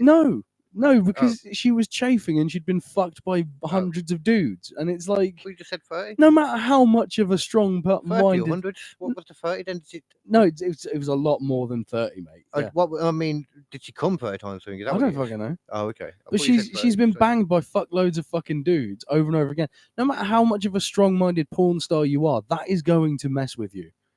Yeah, just being a literal cum dumpster for half an hour. Well, yeah, I mean, for fucking 3 hours. It's like more than half an hour, because it must have taken a while. And that again, these dudes. I mean, you say like it's an achievement on the game. Like what? No, what thing was she trying to do exactly? I mean, the thing is, I imagine she's probably not taking loads. Like they're probably all having to like wear condoms and shit. But like even then, no, probably not. A lot of them just in most of those cakey things, they're not wearing condoms. Oh god, they're the worst ones. If I turn onto a porn in any manner and the guy's wearing a condom, I'm like, no. Yeah, this is some amateur bullshit. Shit. Turn this. Everyone should have been tested long before this was necessary. Even an amateur, if it's a straight up amateur that I'm watching, I'm like, why the fuck are you wearing a condom? This is shit. Well, most of the amateur stuff now is usually done between like couples anyway. So like, yeah, exactly. You should just be okay with that shit. You know what? I'm definitely gonna ask you some back here. That's all right. Make sure that's all right. Depleting. Hopefully, I mean, you never know. I can't remember what the post was. I'm not gonna get to that now. I mean, that's crazy. That I never would have thought of Iran having a blizzard. Obviously, back in the day, I know that a lot of these countries were different. Like you look at was it the Sphinx? Yeah. Like there was all like, you know, just signs of water erosion there because it used to be like a tropical place with rain and a lake, river, and all these things. So I would have, that is when I would have thought, but not in like 50 years. Yeah, and then just a sudden blizzard, like a sudden change. Of years, yeah. Like us suddenly getting like that. Honestly, it does feel like someone's like released a fucking genie or something, and it's cursed the land. That's like the only, that's the only fucking thing that makes logical sense at that point. Or maybe they tried to do some like really like full on cloud seeding, and it just went badly wrong. Maybe they did some cold thing with there. I don't know how. Maybe they did the first test of a harp system. Or something similar, yeah. Yeah. You never know. Like, I've known that they've made like, flood and stuff in the past when they fucked up doing too much cloud seeding. It can happen. Yeah. Right, yeah. Other ones. Did you know Paul McCartney cloud seeded for a fucking show once? That's okay. He has a song which is about a rainy day. I can't remember what the fucking song's called. Right. But he literally fucking had this song playing and had them seed rain clouds over the fucking concert while it happened. There's so many ways you could have done it. You could have done a sprinkler one. I know, but no, he had to make actual cloud. Because I'm a Beatle. The people expect more from a Beatle. Everyone's like, yeah, but Paul, We're inside though. Yeah, but I've got to do more because I'm a Tell them to go outside. Look, guys, go outside. It's raining. Yeah, Rain. Look at me, I made it rain. I'm really cool. I'm Paul McCartney. Those are Beatles are cool. I'm gonna check out this conspiracy I keep hearing about the one that is already dead. Is it Paul McCartney? Oh, The one they think already dead. no, I think it What was. it? I think it was Paul actually. Yeah, they think that Paul was dead, but that's why he's not wearing shoes or something. Yeah, that was the thing. Yeah. I mean, I'm sure if it's on the internet. No, but it's just because I'm Paul and I don't like wearing the shoes. I like to go around with bare feet because I'm a weirdo. I might as well do.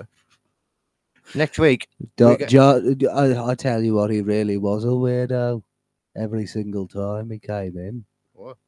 they used to just go fucking bare feet everywhere. You know what? There's a lot He'd of people come into that your do that. house and you'd say, "Could you take off your shoes?" Well, And that's he for wouldn't you to just take off your his shoes; he'd take off his socks. It was really weird. Yeah, well, I bet he's very Yoko used clean. to get really angry at because he never actually finished cleaning his feet. Oh, okay. So every time he'd That's leave these proper. little like sticky gooey bits. Oh, see, if it's not clean, and what It's you not good, you don't want that. Let's know more about these fucking weather things. All right, I'll stop doing half-assed impressions of Beatles. I mean, I didn't want to say it, but cool. Yeah. So, the biggest sandstorm in history. Oh, damn. Okay. Yeah, that's a type of weather. It's a type of weather Oh, yeah, I've we seen that don't shit. experience over here. You know, Thank goodness.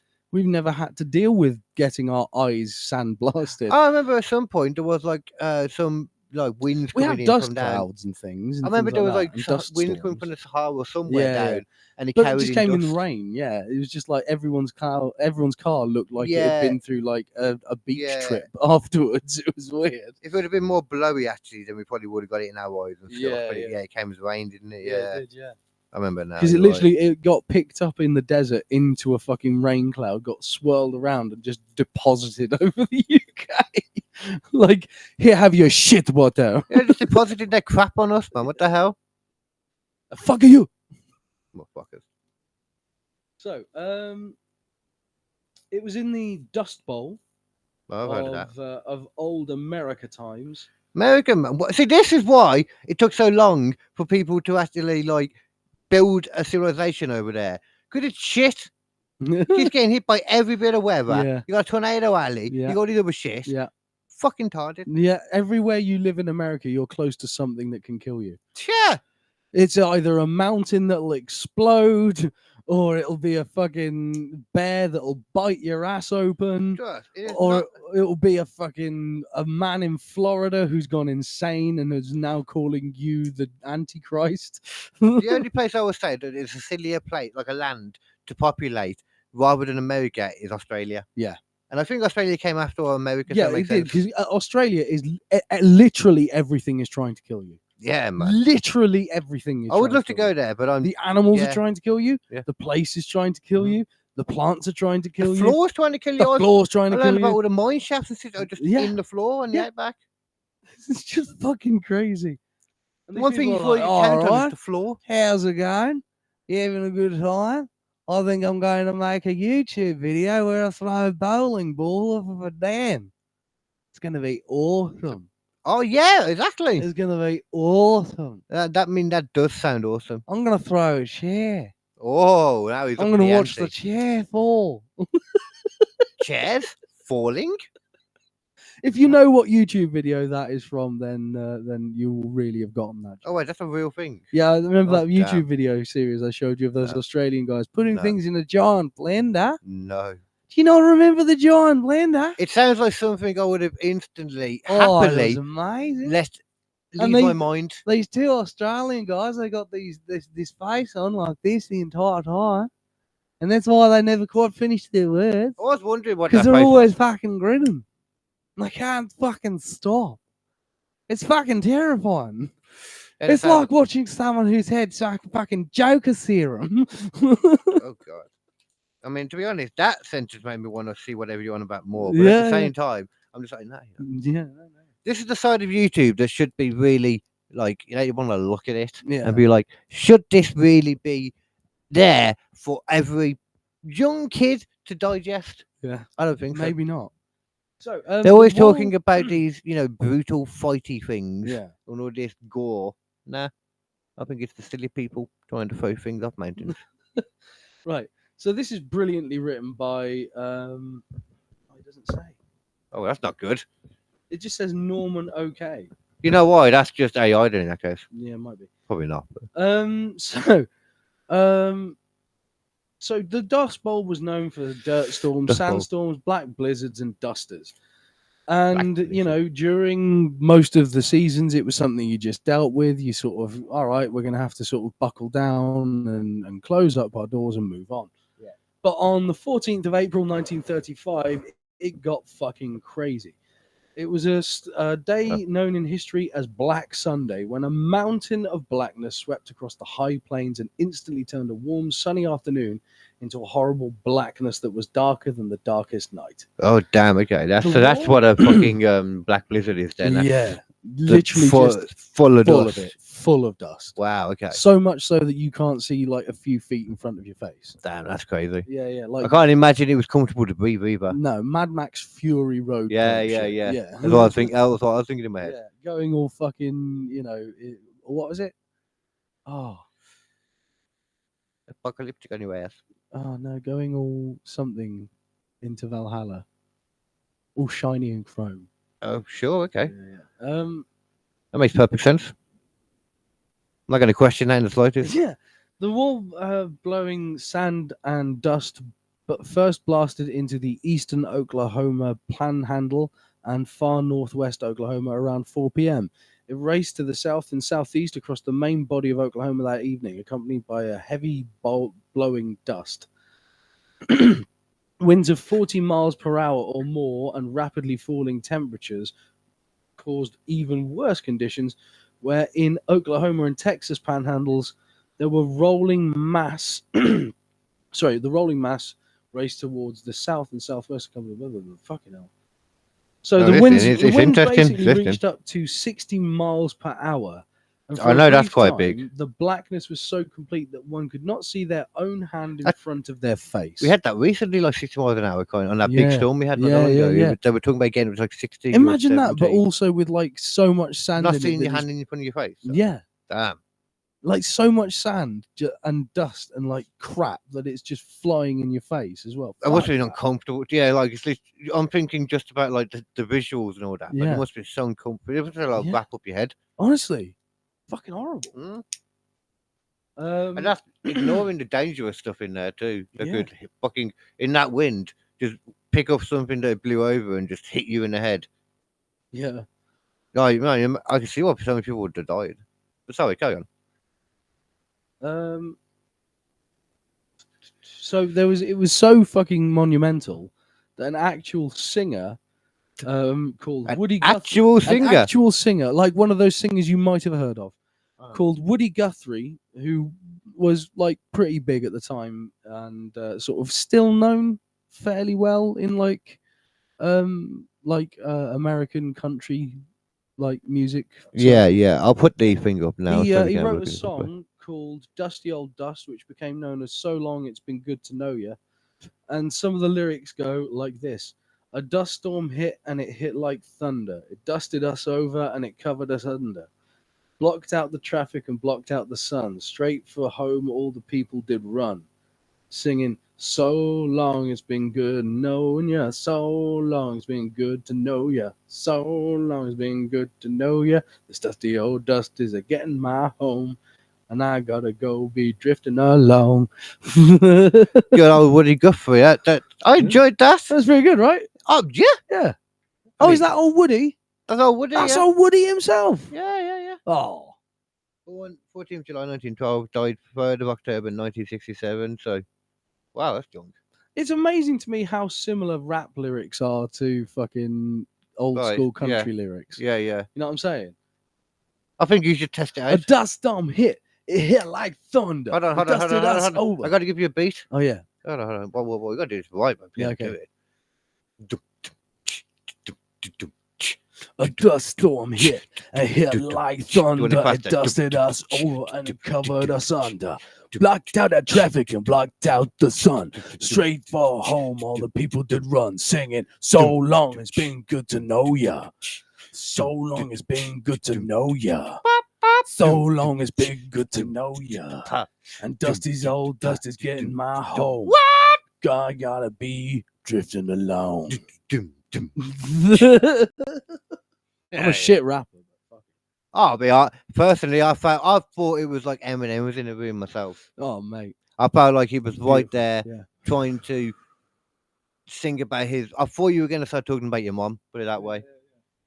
I mean, I felt like you were going to start talking about different pasta products. I thought I was going to say, like, hi, my name is Nathan, and I'm here to say I'm saying something in a rapping way. God. Is that from that church thing, basically? Yeah. That's what they're saying, like, yeah. Oh, I forgot about Jesus that Christ completely. is my... I'm not saying that word. To be fair, you know what? I'm pretty sure when we did it before, we got a copyright from it, didn't we? Probably. I swear we did. We did, yeah. It was just bull. Was like, out of all the ones, they're going to give us a copyright. That. Like, you're that proud Jesus of Christ it. is my N-word. You're that proud of it. Crazy. Fucking crazy.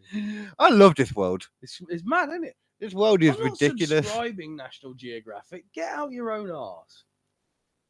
The internet is National Geographic. The whole world. We are just. I understand why these aliens just fly around, probably just watching us like a reality show. Yeah.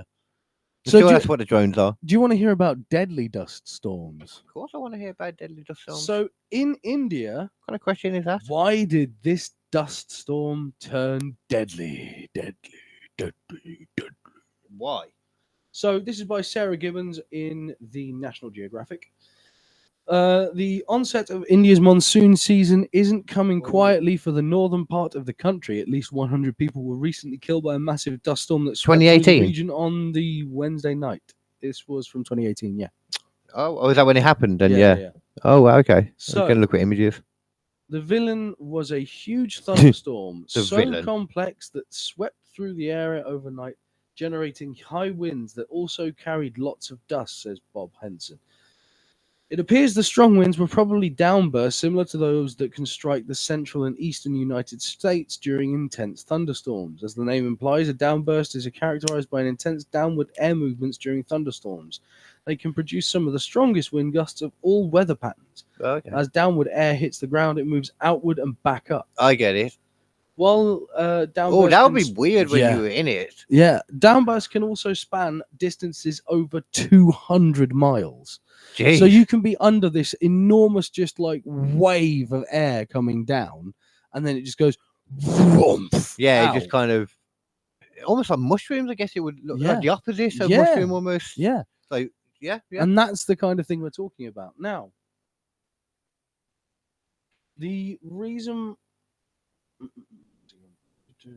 it was so bad was because everybody was walking around with their willies hanging out at the time. Yeah, so meteorologists speaking with Indian news outlet the Hindustan Times noted that the region's unusually warm weather may have also intensified the storm. Earlier this week, the temperatures in Rajasthan were as high as 113 degrees Fahrenheit. Damn, that's really not going to help because it's already dry and arid and shit without that. Yeah. So basically, this place is getting pummeled by storm clouds that are just enormous on scale. Absolutely fucking huge. And in an area that is so arid that it's not like in America where you've got patches of like woodland or something like this, and then there's a bit of desert and that. It is all just fucking boiling hot sand and then some jungle. Yeah. You know what I mean? Just hot as shit as well. Yeah, always hot as shit. Filled with a lot more animals want to kill you. Also, think about the kind of dust that is out in India. That sounds racist, but go on. No. Genuinely, think about the kind of stuff that they're... Because ultimately, they don't have any emission stuff. They don't have anything like that. They are full of, like, old, matted up tuk-tuks that have been running since, like, the early 90s. I see what you're saying. Okay. Like, they are all running on, like, leaded petrol and shit still. It is fucking full of this toxic chemical shit that is just being blasted all over the fucking place. It is ridiculous. So they just kill a lot of people. This is the thing. It's one of those ones where it's dangerous, but they can't actually tell you how many people it's going to have killed, because you can't. First of all, they just don't know how many people are actually living in these areas. Okay, yeah. And second of all, you don't know how many people are getting the respiratory stuff later on from these big sandstorms. You don't know what the sort of carry-on effects of it are. Yeah, it's just we know that these things are happening and they are increasingly dangerous. You know? Yeah. Okay. Yeah. That looks like a ball ache as hell, man. Yeah. Like, I know we've had fog. Like, I remember just going out recently. It was like about a week ago, something like that, probably, and it was really foggy here. Yeah. Like, it's foggy sometimes, but this was like, you know, I decided to go walking somewhere like 2 a.m. down to the shop down the other end of the Coventry Road. Yeah. They got bugger. Yeah. And it was just, you know, I was walking along and just, I don't know, like a few feet in front of me was like foggy. It was so strange. It wasn't like this, where I put my hand up and I couldn't see. Yeah. But that alone was weird. Like, it felt creepy. Like, they're saying you can't see people coming up on you. Yeah, they're saying there's going to be freezing fog. So just fog while it's cold, then that means no, literally, it's already freezing now. It's not even just fog while it's cold. It is fog that is literally so cold that as it hits things, it attaches and freezes. Oh, so like everything gets slowly covered in a like layer of ice. We're definitely there's definitely some shit going on with the weather right now. Yeah, man. there's some shit going on. This is why I thought it was an interesting topic for you to bring up. Yeah, this is why I started like thinking about a thing to be talking about right now. Yeah, because it is true though. You know, I think that's kind of scarier in a lot of ways though.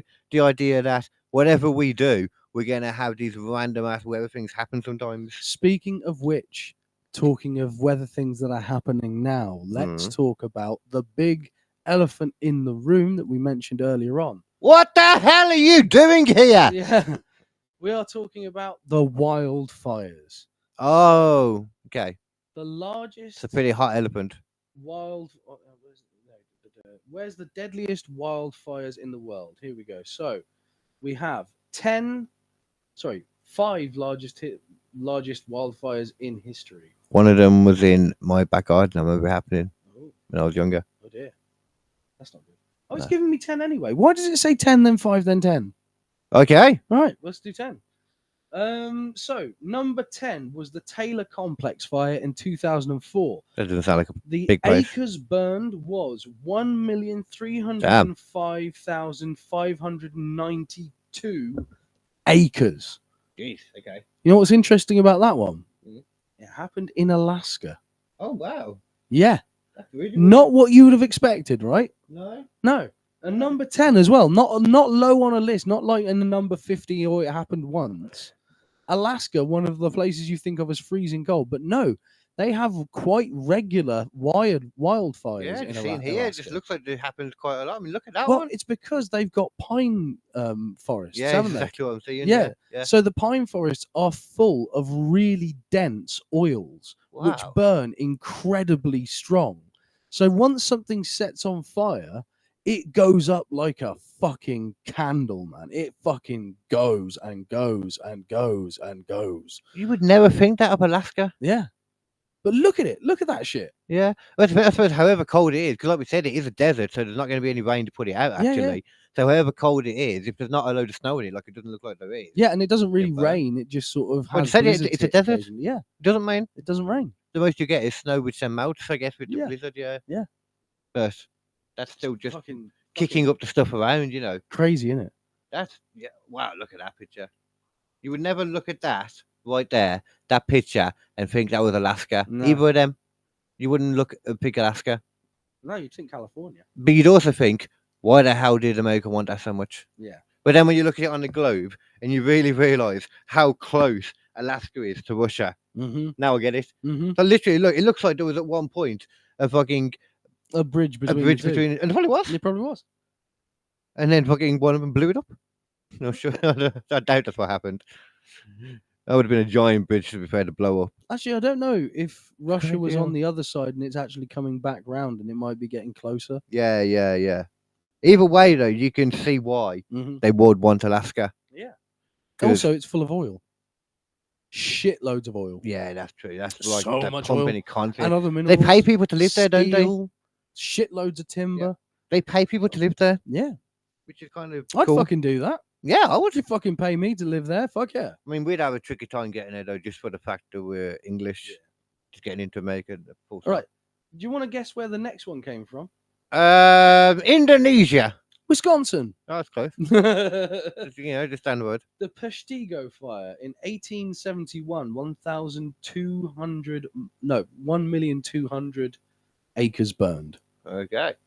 Let's jump further a little bit forward. Let's go to number 5. The Black Dragon fire, 1987. Now, can you guess where this one was based on the name? Japan. Nope, China. Very close. Close. China and Russia, so on the border between the two. Naturally, but talking, look, Black Dragon fire. I don't quite get the same thing. No. So it was 2,500,000 acres burned. Yeah, take this off now. 2,500,000. That's crazy. Crazy, right? It only gets crazier. At number 4. Oh, it doesn't, does it? The number 4. Are you telling me once again that a list works, that as he gradually gets down the list, it gets higher or lower depending on obviously the topic of the list? Is that what you're telling me? That's right. My God. That's crazy. I'm learning so much today. Yeah. The Chichaga fire. 1950. That sounds kind of racist. In Canada. Canada? 4,200,000 acres. I mean, I'm not going to lie. I don't really have any kind of understanding of what an acre is, but that sounds like a lot. An acre is... What's a good way of describing it? What's a football pitch? It's a bit... If you made a square football pitch long ways, it would probably be about an acre. What is an acre equal to? Oh, no, I don't want an image of that. Oh, half a football pitch. Oh, half a football pitch. There you go. I was wrong. Half a football pitch. But still, half a football pitch is an acre. So 4,200,000 half football pitches. So 2 million. So 2 million football pitches worth. Damn. That puts it into perspective. Wow, that really does. Yeah, it really does. Wow. Okay. 2 million football. We've got pitches. the measuring point now. Yeah, okay, we've got it. Cool. Okay. Good. I'm glad you did that. Actually, that really helped. Yeah, I'm just gonna pop that on the screen. Yeah. Just so that other people can get an idea of it. You feel free to. So the number 3, Great Fire of 1919. That was in Alberta and Saskatchewan in Canada. Canada's getting quite a lot of these. It's just a lot of. I suppose Canada's less populated than America, if you know what I mean. I don't know if that would make it more likely or not. No, but that's the thing, then you generally, most of these I always imagine would be started by a person in some way. But I imagine if people come across a fire, they're going to try and stop it. But if it's in a big open waste area of Canada where there's nothing, that fire can start and be going for days before someone even realizes it's happening. You know? Yeah, okay, I see what you're saying, I mean? and you look at it that way, yeah. So then we've got, at number 2, Australian bushfires.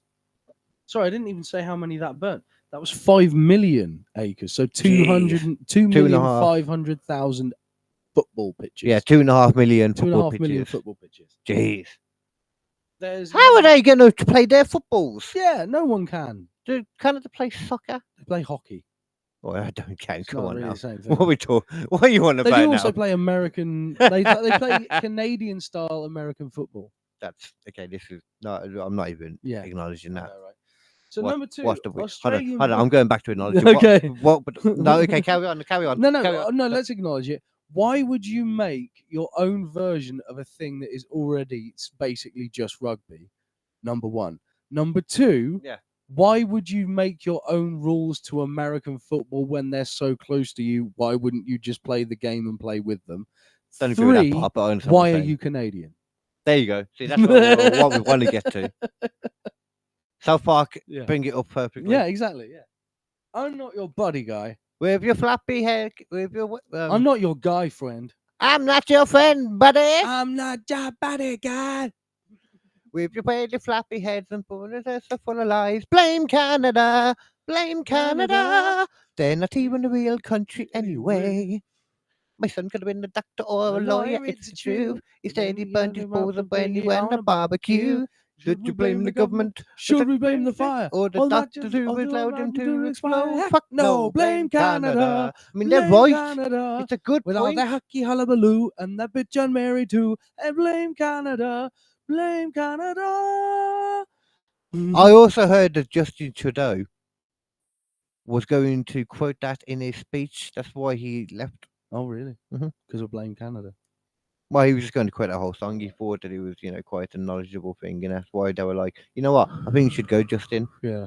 Maybe Get get back out. into the boxing. You got a Justin, bit of time left in you. Fuck yourself. Yeah, he's left. Did he? Yeah, he's gone.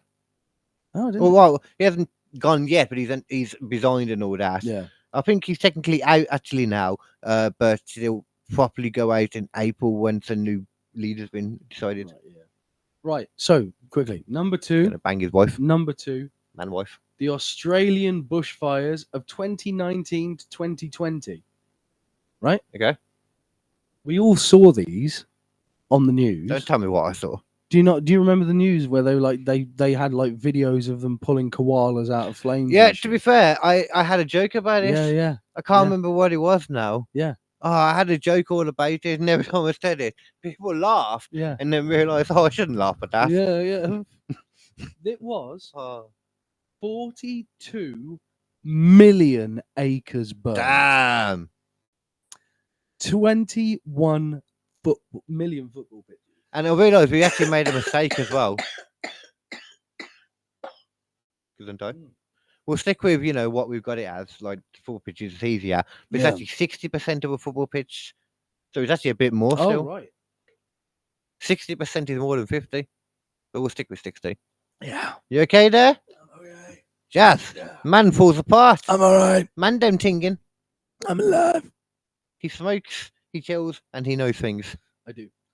I need to put that higher. Yeah, a so it little can be bit. seen. Yeah. Number 1. Oh, Do you want to know where it is, or do you want to guess? America. No. Well, okay. Could it be somewhere like Europe? Oh, Russia. getting close. Oh, hey! Yeah. You got it. Hey, big old place, man. The Siberian I thought tiger so. fires. So the Siberian flats. Siberian tiger fires. Let's have a look at. That Where... just makes it sound like there's Tiger. a forest with a load of Siberian tigers on Yeah, fire running through it, setting it on light. It's What? Taiga. Tiger. What? Taiga. Oh, so it's like a Tiger. place. Yeah. Oh, Tiger flats. right. Tiger fires, right? Tiger. So if you look at how big Siberia is on the old globe here, Look at my old globe right here. if you have a little It's look, a big old place, isn't it's it? Siberia basically itself. the mass of Russia, the big like top middle part of Russia. I'm saying like Kazakhstan, Mongolia, and all of that. Yeah. So It's all that. Mongolia is sort of almost part of it. Okay, so yeah, it's just probably here then. So like Siberia is fucking huge. I thought it was more like at the top left Siberia. I think so. I don't know where it is. It's at the top somewhere.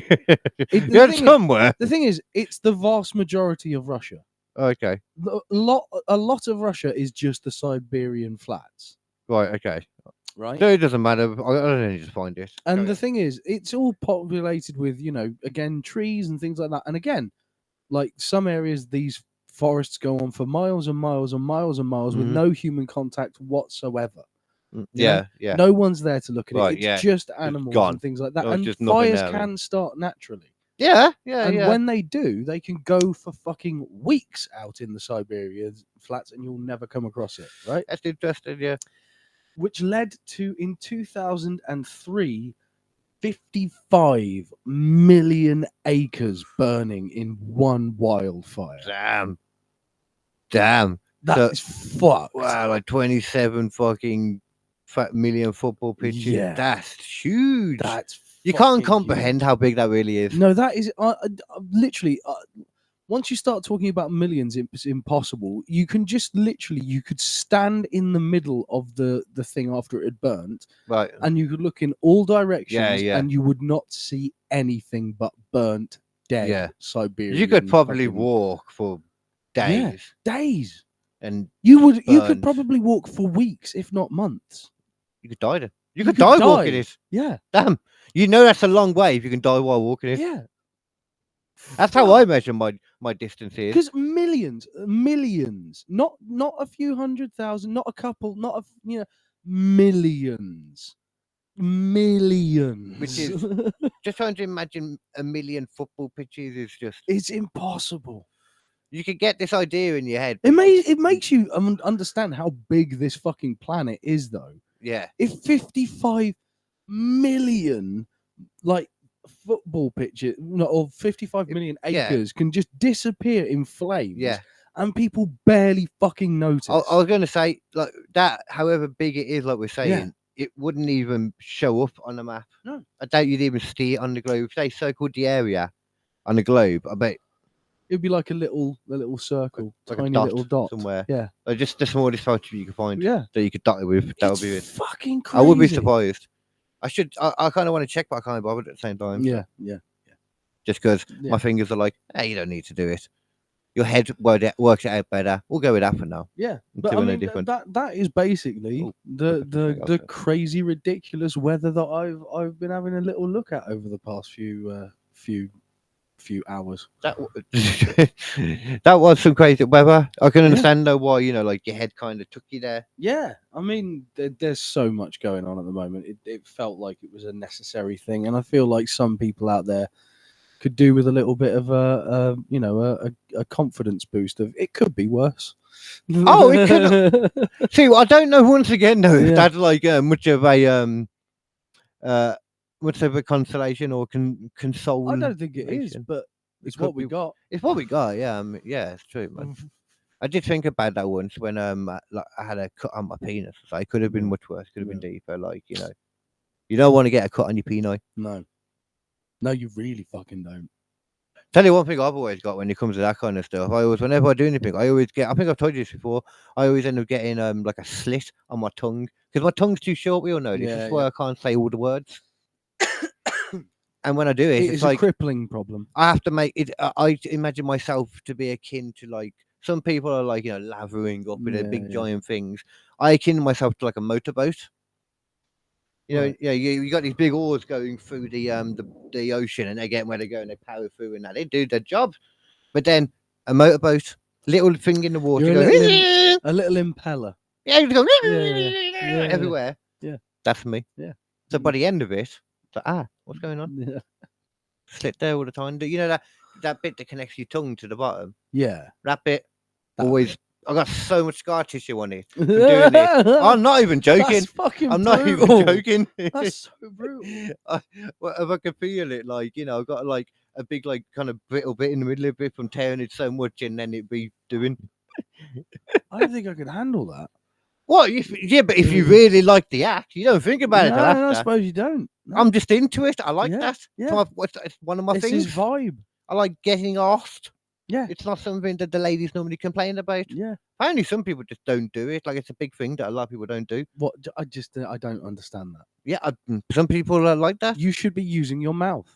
You use whatever you got, man. You use your mouth. You use your hands. You use your fucking fingers. Use your nose. We are being compared. A bit of a nuzzle. We are being compared to toys that have got electric vibrate functions. Yeah, you cannot be picky about what we use. You've got to use everything at your disposal.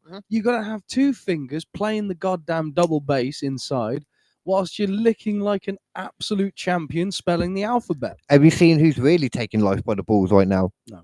Oh, Alex Jones. Oh, really? What's he done? Oh, he's in fucking shape, man. He's got healthy. He stopped drinking. Oh. Yeah, he's proper. Joe Rogan set him up with somebody. I just want to quiet too, Right. Joe Rogan set him up with somebody ages ago, to give him like proper personal training, all that kind of shit. And I'll put him on for you. All right. I'll show you. Don't be looking until it's on the screen. All right. I won't be looking. I'll be looking over here at the pretty butterflies. Okay. You cool. That's so pretty. Yeah, I really need to get new. That's one thing I really need to get in here is new curtains. That's so pretty. I mean, they can't see it.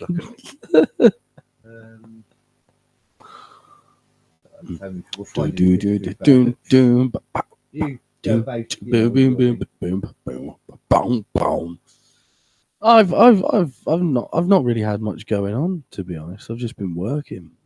No. Honestly, it's just I've been going to the gym as well. I couldn't do it today though. I could not. I got up at 5 o'clock in the morning. Well, I woke up at 5 o'clock in the morning, which is the normal time I have to get up to go to the fucking gym. Right, and the alarm went off, and I'd gotten up to go for a pee at about 2 hours before, and I just had not gotten back to sleep. And it was just me just going, nope, that hurts. Nope, that hurts. That hurts. Because I'd obviously managed to pull something when I was doing the leg day the day before. And my back just would not settle. And I was like, you know what? Fuck you. No. I decide when I do this.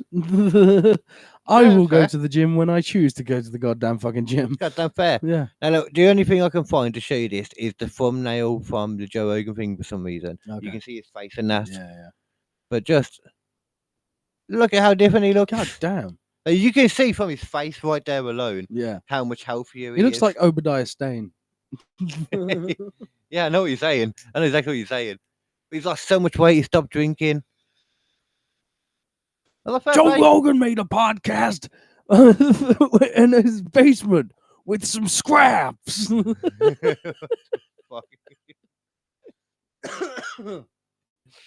I respect that though.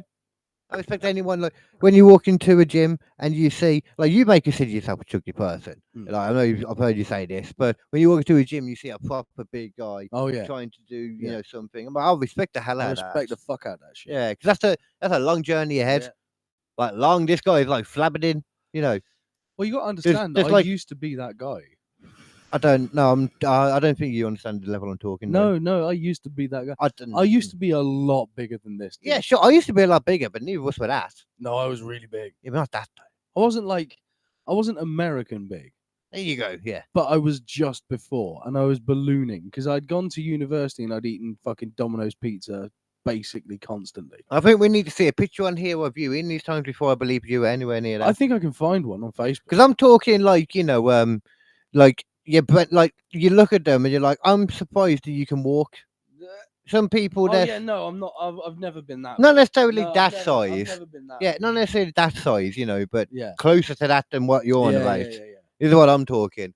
Like the people where it's like, yo, yeah, fair play. Just getting here was a workout, you know. And you're continuing to work out. That's impressive. Yeah. Yeah. Like they're just doing like, oosh. Yeah. Oosh. I'm like, you're doing the wrong thing, really, to be doing what you need to do, but I respect that you're doing something. No, actually, weightlifting is probably the best. Don't tell me what is best. No. Because the thing is, if you build up a shitload of muscle, that muscle needs more food to be able to sustain itself. Yeah. So by building up muscle, what you're doing is over time, you're basically just increasing the amount of food that your body requires.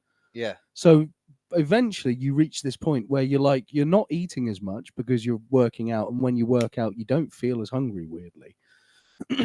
While working out. Working out, yeah. And I'll say you afterwards. After you, if you're having the protein stuff and that. Yeah, but that's the thing. You also choose to eat different things because your body's craving like, I want some protein. I want some of this. I want some of that. As opposed to like, I want sugar. Fat. Yeah. Fat, meat, and like vegetables. Man, shit. For some reason, I after going to the gym, sometimes I'm like, I want a falafel with like loads of the fucking veggie shit in it. I mean, you probably get some stuff too from that, I guess. Yeah. Whatever your body wants, you can't say against. That's what you need. But you know what's an issue though? Whatever your body wants when you lose a lot of weight, when you're losing weight, that's not here or there. Yeah. I forgot to mention with Alex Jones though. Before I forget, and if I clip it together, I'll just mention it out the way. I can't keep these topics tight. Yeah, we don't try to, but we're tight enough. A little bit tight, a little bit taut. Yeah. Anyway, just like him. Yeah. Many people are trying to say that this isn't Alex Jones though. Oh, government's killed him, and this is a government. This is a government shell. Yeah, this is just. But there was already a conspiracy theory that Alex Jones was fucking Bill Hicks. That was just a bit of fun. That was just a lark. But now the government's taking that and like, well, they were believing and having fun with that. Maybe what's actually happened is Bill Hicks has been put into a government facility for fucking a few decades. Got some super serum. And they got Alex Jones out. And then now they're like, you know what? We're going to fuck with the conspiracy people. Yeah. We're going to put Bill Hicks back in as Alex Jones. Right. While we put Alex Jones in the government detention facility. Right. Just to fuck with them. Yeah, I mean that would. It That really fuck with would. them. Okay. That would fuck with us. I think it's true though. I think that's the best conspiracy ever.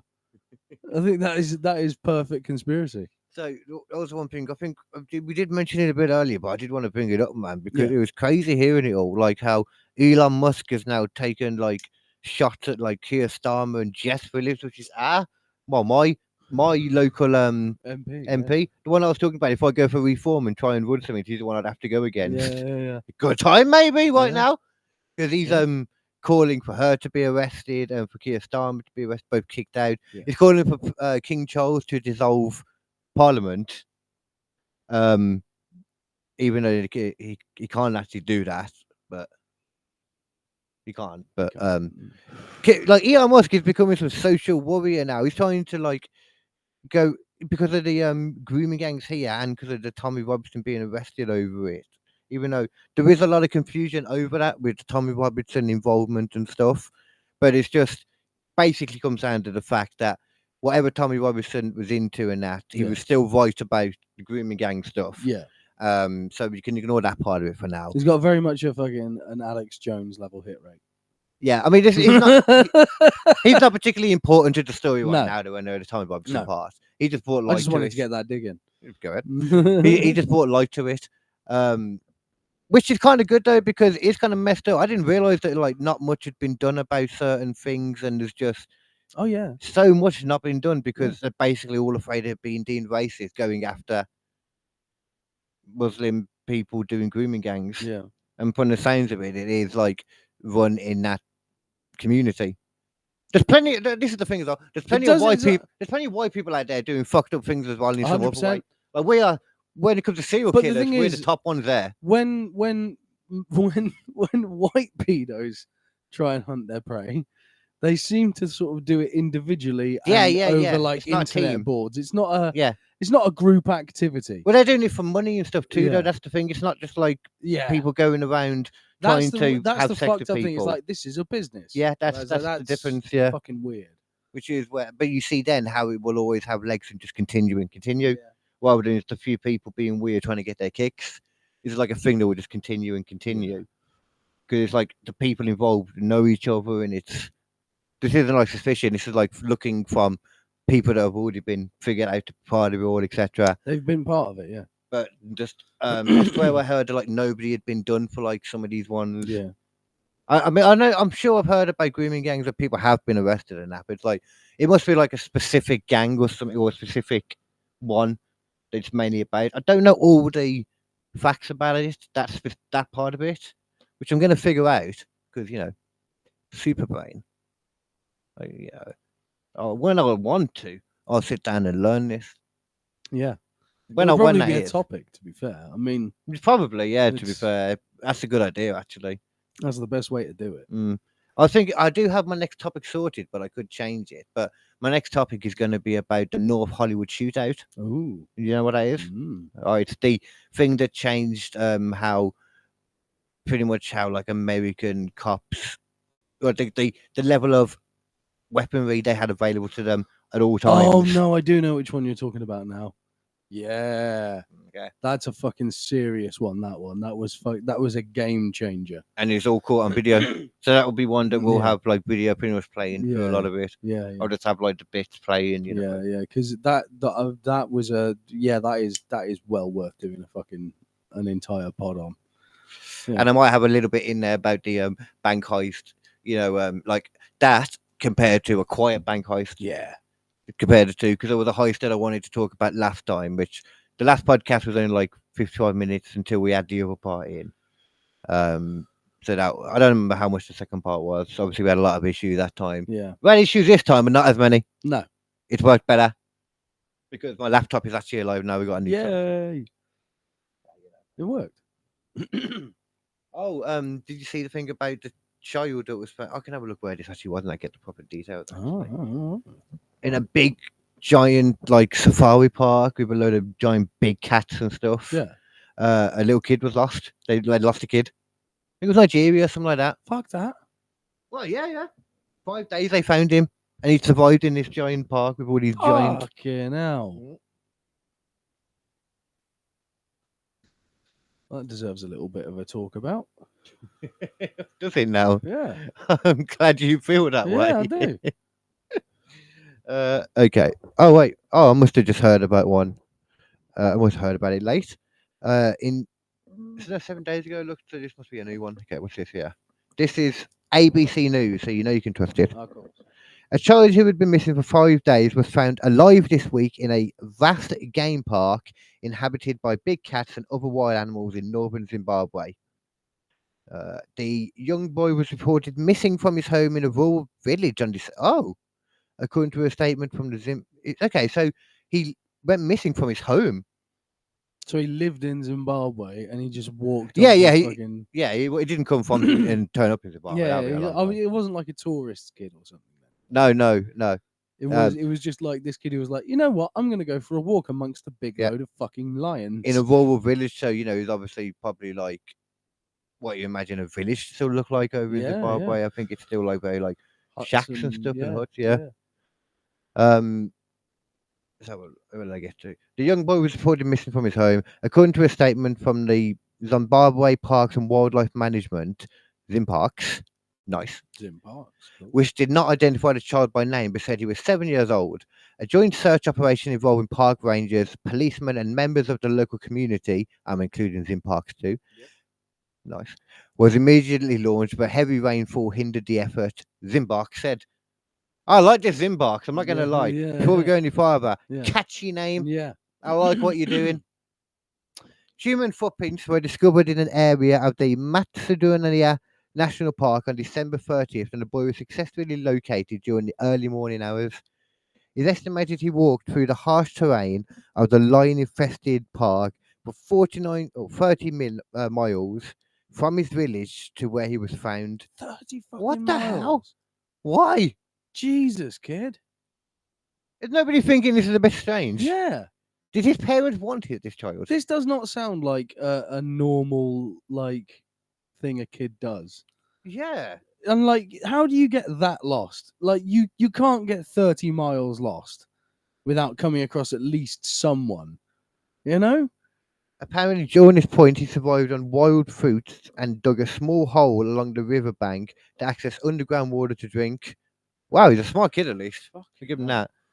I wouldn't have known to do that kind of stuff. Well, I suppose as being a rural kid, it's probably the kind of stuff he had to learn. He was checked out and he was all good from the sounds of it.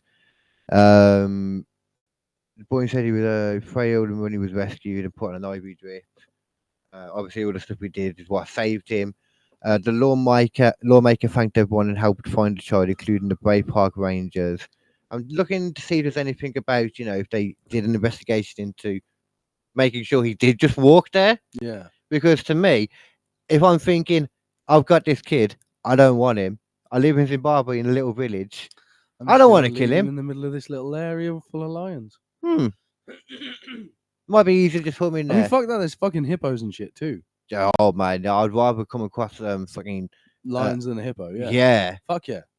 Damn straight. If you have a pointy stick and you go at a lion, it's going to be, I think twice about it. Yeah, I'll have a think about it. But if a fucking hippo and you go at it... He got 4 giant pointy sticks in his mouth? Yeah, he's just going to be like...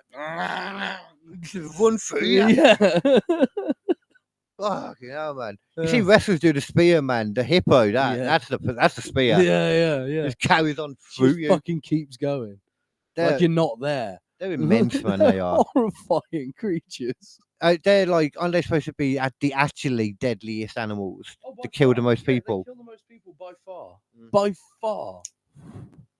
Because the thing is as well, they do it sometimes without even knowing they're doing it. If you happen to put your tent between a hippo and the river when the hippo wants to go into the river, it's like, what? Tent? Fuck that. I'm a hippo. And it will just walk through people. I have actually heard about that, actually, yeah. When they're not even trying to hurt people. Yeah, and they just crush them while walking to the river to take a shit and spray their turd everywhere. You're just there sleeping, and the police find you, just your head crushed into the thing. Nothing else about you was out of place at all. You look really comfy. Yeah. If it wasn't for the fact your head was crushed into the ground. Exactly. It's not even bloody everywhere because it was crushed so quickly and forcefully that it would just went into the ground. Yeah. You might grow a person plant. That's how that works. Yeah, I'm sure that works. Oh fuck.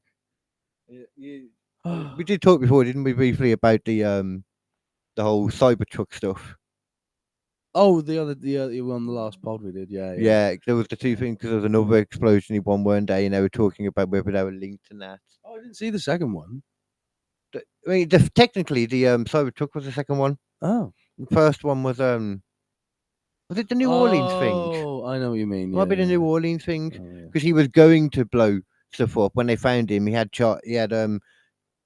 devices he was going to do, Right. but it seems that when he was going, he was ramming down this road and he hit into some kind of construction bag thing Yeah. that stopped him. So what he was planning to, I suppose we don't really know. Have you seen like the little videos of like him racing down the street of how quick he was going? No. I'll show you the one. No, I don't need to see that. Yeah, the one where he doesn't hit anyone. Oh, right, okay. That's the one that I. Because I don't like. There's some people who go out to look for that shit, and I just I exactly can't. what you're saying. I can't. It might have been the goth then in that case. I swear somebody like Matilda, like every so often she's on TikTok and she'll just be like, "Oh my god!" It's like, "What?" And it's like, "I just saw a horrible video." Why do you watch this platform where it just shows you whatever shit it feels like? Why the fuck do you do that to yourself? Yeah.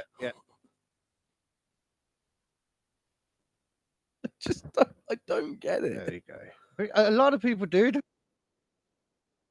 There we go. Okay, I'm going to share the screen, even though I'm sure probably it's one of them videos that's been around a lot, but a lot of people are like me, also like yourself, who purposely try and ignore all the popular crap everywhere because we're cool.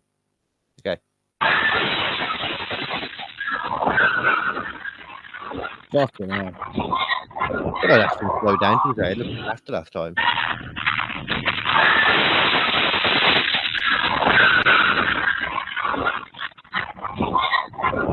That was a bit so you can see with the woman. Yeah. So that, yeah, in that case, you know. That's fucked. I know a lot of people did die from it. There's always stuff around like New Year's and all that, isn't there? Yeah. Like it's Christmas just when and stuff. people are alone and they've not got enough money and, you know, times are tough. And especially at the moment, times are tough. I mean, in China, like... I think they followed ISIS too. That was the thing. Yeah.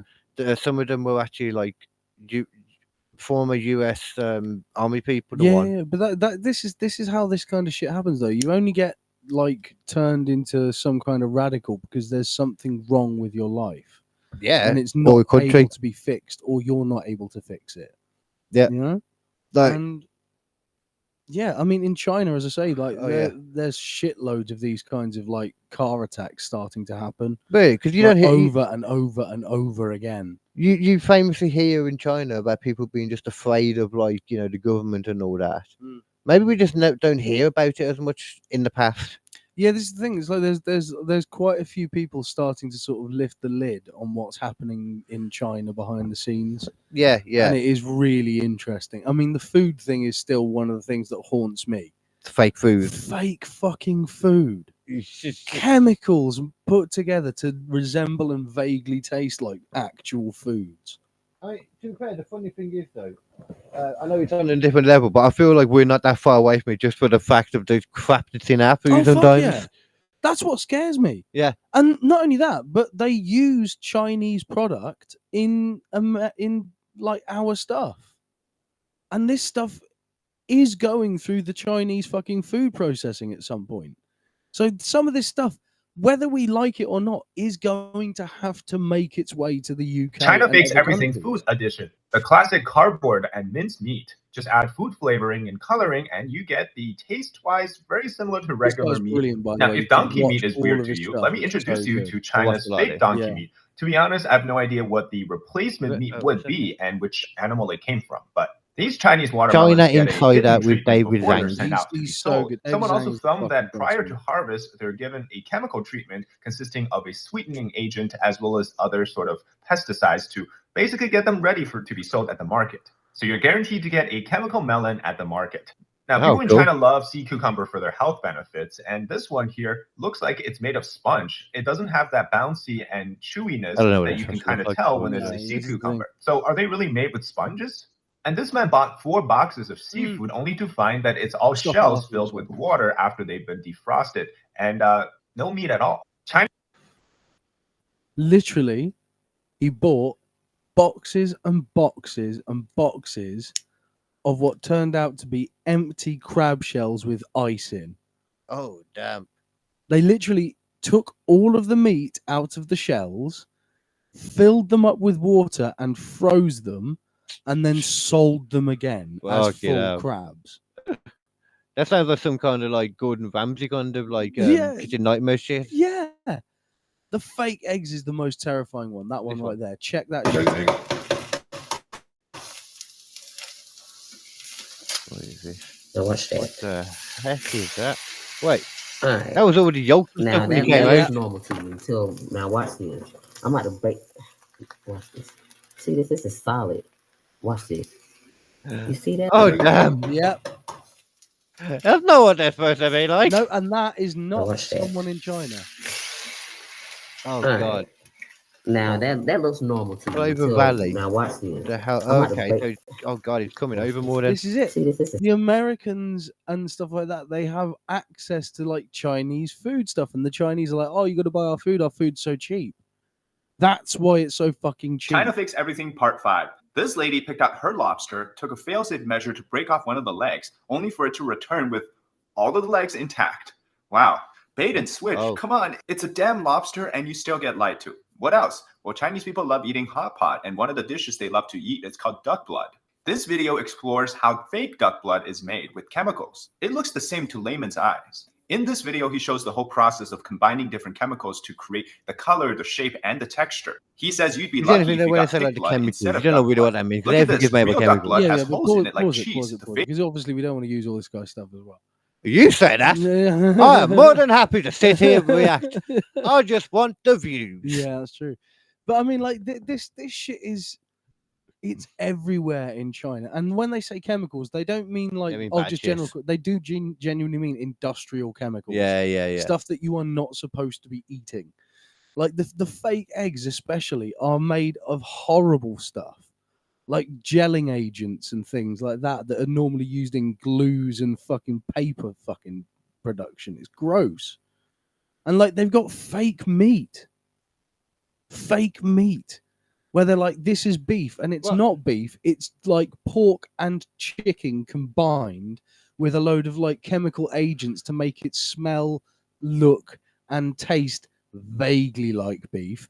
And then they get all of these little chips of के लिए कुछ इस तरह का plastic का खाना दुकान के बाहर रखा जाता है ताकि कस्टमर से जान सके कि बनने के बाद एक्चुअल में खाना कैसे दिखेगा, जिससे वह ज्यादा से ज्यादा ऑर्डर दे सके। और ये प्लास्टिक के खाने फ्रेश दिखे, इसीलिए इन्हें टाइमली कुछ इस तरह से साफ भी किया जाता है। देखो चाइना में ज्यादा बिक्री करने के लिए कुछ इस तरह का प्लास्टिक का खाना दुकान के बाहर रखा जाता है ताकि कस्टमर से जान सके कि बनने के बाद एक्चुअल में खाना कैसे दिखेगा, जिससे वह ज्यादा से ज्यादा ऑर्डर दे सके। और ये प्लास्टिक के खाने फ्रेश दिखे, इसीलिए इन्हें टाइमली कुछ इस तरह से साफ भी किया जाता है। देखो चाइना में ज्यादा बिक्री करने के लिए कुछ इस तरह का प्लास्टिक का खाना दुकान के बाहर रखा जाता है ताकि कस्टमर से जान सके कि बनने के बाद एक्चुअल में खाना कैसे दिखेगा, जिससे वह ज्यादा से ज्यादा ऑर्डर दे सके। और ये प्लास्टिक के खाने फ्रेश दिखे, इसीलिए इन्हें टाइमली कुछ इस तरह से साफ भी किया जाता है। देखो चाइना में ज्यादा बिक्री करने के लिए कुछ इस तरह का प्लास्टिक का खाना दुकान के बाहर रखा जाता है ताकि कस्टमर से जान सके कि बनने के बाद एक्चुअल में खाना कैसे दिखेगा, जिससे वह ज्यादा से ज्यादा ऑर्डर दे सके। और ये प्लास्टिक के खाने फ्रेश दिखे, इसीलिए इन्हें टाइमली कुछ इस तरह से साफ भी किया जाता है। देखो चाइना में ज्यादा बिक्री करने के लिए कुछ इस तरह का प्लास्टिक का खाना दुकान के बाहर रखा जाता है ताकि कस्टमर से जान सके कि बनने के बाद एक्चुअल में खाना कैसे दिखेगा, जिससे वह ज्यादा से ज्यादा ऑर्डर दे सके। और ये प्लास्टिक के खाने फ्रेश दिखे, इसीलिए इन्हें टाइमली कुछ इस तरह से साफ भी किया जाता है। देखो चाइना में ज्यादा बिक्री करने के लिए कुछ इस तरह का प्लास्टिक का खाना दुकान के बाहर रखा जाता है ताकि कस्टमर से जान सके कि बनने के बाद एक्चुअल में खाना कैसे दिखेगा, जिससे वह ज्यादा से ज्यादा ऑर्डर दे सके। और ये प्लास्टिक के खाने फ्रेश दिखे, इसीलिए इन्हें टाइमली कुछ इस तरह से साफ भी किया जाता है। देखो चाइना में ज्यादा बिक्री करने के लिए कुछ इस तरह का प्लास्टिक का खाना दुकान के बाहर रखा जाता है ताकि कस्टमर्स ये जान सके कि बनने के बाद एक्चुअल में खाना कैसे दिखेगा, जिससे वह ज्यादा से ज्यादा ऑर्डर दे सके। और ये प्लास्टिक के खाने फ्रेश दिखे इसीलिए इन्हें टाइमली कुछ इस तरह से साफ भी किया जाता है। देखो चाइना में ज्यादा बिक्री करने के लिए कुछ इस तरह का प्लास्टिक का खाना दुकान के बाहर रखा जाता है ताकि कस्टमर्स ये जान सके कि बनने के बाद एक्चुअल में खाना कैसे दिखेगा, जिससे वह ज्यादा से ज्यादा ऑर्डर दे सके। और ये प्लास्टिक के खाने फ्रेश दिखे इसीलिए इन्हें टाइमली कुछ इस तरह से साफ। Really? Yeah. I never thought about that. Yeah. It's like KFC. KFC were like, oh yeah, we've got a vegan range, and all the vegans are like, don't you cook chicken in like all of the fucking oil? Well, yeah, so what, but what's your point? that's going to make it taste good. And they're not wrong. They're not wrong. Yeah. I do enjoy. I have, you know what? Over like the last like year or so, I have become more of a fan again of a good old burger. Yeah, I like a burger. Smash burgers, though, especially. You know. Yeah. I was for a period. It was my quarter pounders. I like the thick burger, the Kd peas. But then you get the smash burgers with just a load of little floppy onion things bits. on. Yeah. Huh? It's the traditional smash burgers. Got a little bit of meat on one side, a little bit of onion in the middle, a little bit of meat on the other side. Yeah. And they squash it all together into one. The onion, that's the one I could eat as well. I don't like it when they throw all the shit on. Like, what are you doing, man? That's the thing as well. It's like fried onion in the middle of the burger. You know when that's you're cool. Like, Yeah. I love me some fried onions. Or I need onions in the burger. Onions in the burger. Man. Some fried onions, yes, fucking please, sir. Hot dogs with onions on, mate. Have you never had when you've been at like a fair or something? Does that not seem weird? You know where they've got that the seems weird to me. Onions, mate. Is that normal? Onions, yeah. How did they stay there? They've all got fried onions. How did they stay there? It's not like a burger where you put them in the burger. They squeeze them into the sides a little bit, and then you put. It's not going to be fucking tame, is it? It's a hot dog. So that means you're going to be biting, and like unless you bite the whole thing in one go, you're going to be getting like a load of veg or. Some of them put the onions on first, and then it's held in by the sausage. Well, then your sausage is in jeopardy. What? If you bend it too your much, sausage is in jeopardy. I don't want that. Do you?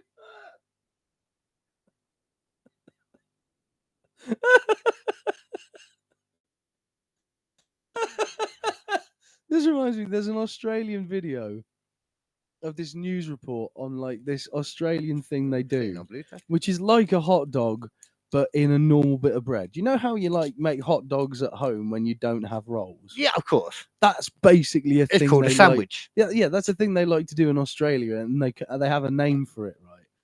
And a dungy dangy. Yeah, something like that. I have a dungy dangy. And they've got like the onions in it, and there's this guy talking on the news, and he's like, well, the problem is that at this particular place, they put fucking. Well, he doesn't swear, but he's like, they put the onions on the bottom of the thing, and then they put the sausage on top, and that just means that the whole thing just falls apart, and it just doesn't sausage work. Sizzle. You're supposed to, sausage sizzle. That's it, yeah. And you're supposed to have the onions on the top, because that's sort of that means you're getting the bite of it, and the sausage doesn't sort of lose the bottom. It's just so weird. I'm not gonna lie. If somebody ever handed me something that looked like this, if I asked for a fucking hot dog, that's so fucking lazy. Do you know what else they call it? What? Talk about lazy. Yeah. We're gonna have sausage and bread. Sausage and bread. I'm gonna have some sausage and bread, mate. Sausage and bread, mate. I'd love a sausage and bread. A sausage sizzle is a community event where sausages are cooked and served on bread. The term became popular in the 80s. They're often held as fundraisers for schools, charities, and sports clubs. Sausage and bread. This term is used in some parts of Australia, such as Tasmania, Victoria, and South Australia. Do you know why? Why? Because they're tards, apparently. It says that. Not there, but further down, I think. Yeah. I read it somewhere. Yeah. We've read between the lines. Yeah. We don't have to prove it. But I mean, it's like we bred between the lines. Yeah. The Australians do this shit all the time, though. They've got that, which is like the lamest version of a hot dog, and they're like, oh, it's a national fucking dish, mate. And then they've got fucking angel bread, they like to call it, I think it is. And it's like toast, buttered, with hundreds and thousands just thrown on top of it. Oh my, what? Why? Oh, not hundreds and thousands. Sprinkles, I mean. Thank you. You know, like sprinkles. Same. Oh, yeah, the sprinkles rather than the balls. Yeah. And that's what they just call that angel bread, and they're like, "Oh yeah, mate, fucking national fucking dish, mate." I mean, it would. It's honestly, it's like their cuisine is designed by toddlers. It's bizarre. Well, they did start off with a fucking prison. Yeah, it's not the most cultured of places. Yeah, it really sounds like prison food, doesn't it? All of it. I want sausage and bread, mate. Yeah, I want fucking sausage. Give me bread. hundreds and thousands on my fucking bread. bread. Oh look, it's prison issue fucking bread with a sausage. Lovely. I'll have one of those, mate. Thank you very much. And they just eat whatever meat they can fucking find, don't they? Yeah. Anything. Oh, fucking kangaroo. I'll have me some of that. I was watching something where the koala. I don't give a fuck if I get chlamydia. It's good eating. Yeah, I was going to say. I mean, is it though? I don't know. They probably do eat chlamydia. Eat koala bears. Yeah. I was watching Sidemen doing like something recently where they went to like all the some of the 7 wonders of the world, which in my opinion need to be updated because Machu Picchu is nowhere near as old as like Göbekli Tepe, for example. Fix the shit up. But at one of the posh places in the restaurants, they were given llama, they were given guinea pig. Oh no! Fucking hell! Hey, anything. I'd try a guinea pig. Oh, I would have tried it too. It looked nice. Yeah. He said the llama tasted like it could have just been pork. I think he said. Or would it be lamb? You're only thinking that because llama sounds similar. No, it's because they are actually they're similarly related. Sheep and alpaca and llama are all sort of cousins genetically, like species wise. Yeah, I suppose lamb isn't that far away from beef either, though, is it? So no, it's another red meat. Yeah. It's just they sort of diverged a little bit earlier because then bovine became a different thing than whatever the fucking sheep are. I prefer my lamb if I'm going to have it like sliced and stuff. I don't want steaks are overrated, man. Over and over. I still think that a really good steak is not overrated. The problem is getting a really good steak is expensive and rare. That's like what. Then steaks are overrated in the vast majority of cases. If you're going to like a Wetherspoons or if you're going to just a random pub, most of the steaks are going to be overrated. Yeah. Most of them. And you still pay. But even when you go to like the posh steak places, I'm sorry, even them, it's overrated. It's just a slab of meat. But people bang on about like Miller and Carter and Hickories. Now, it's lazy. Have you ever been to a Hickories? The restaurant place. Yeah. I don't think so. I don't. It's a smokehouse chain. So I like smokehouses and stuff. I love smokehouses. This is the thing though, but this smokehouse chain is like I might have been in that. They are okay, but they're not brilliant. I've been to a lot of smokehouses in Birmingham, so I might have been. They're like Hickories are quite common all over the place. Better than like a Spoons, but they're not like that. Level.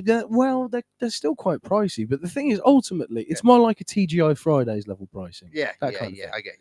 But I don't know. It's not quite up to the standard of what I want from a smokehouse. See, when I go to because like a proper smokehouse, when you have one of those beef ribs from a proper smokehouse, it literally just melts in your fucking mouth. See, that's different ribs and stuff. Like I get that. Yeah, that's not a steak. We're not talking about ribs. Yeah. Ribs are more down for. No. But this is brisket. Brisket is fucking fine.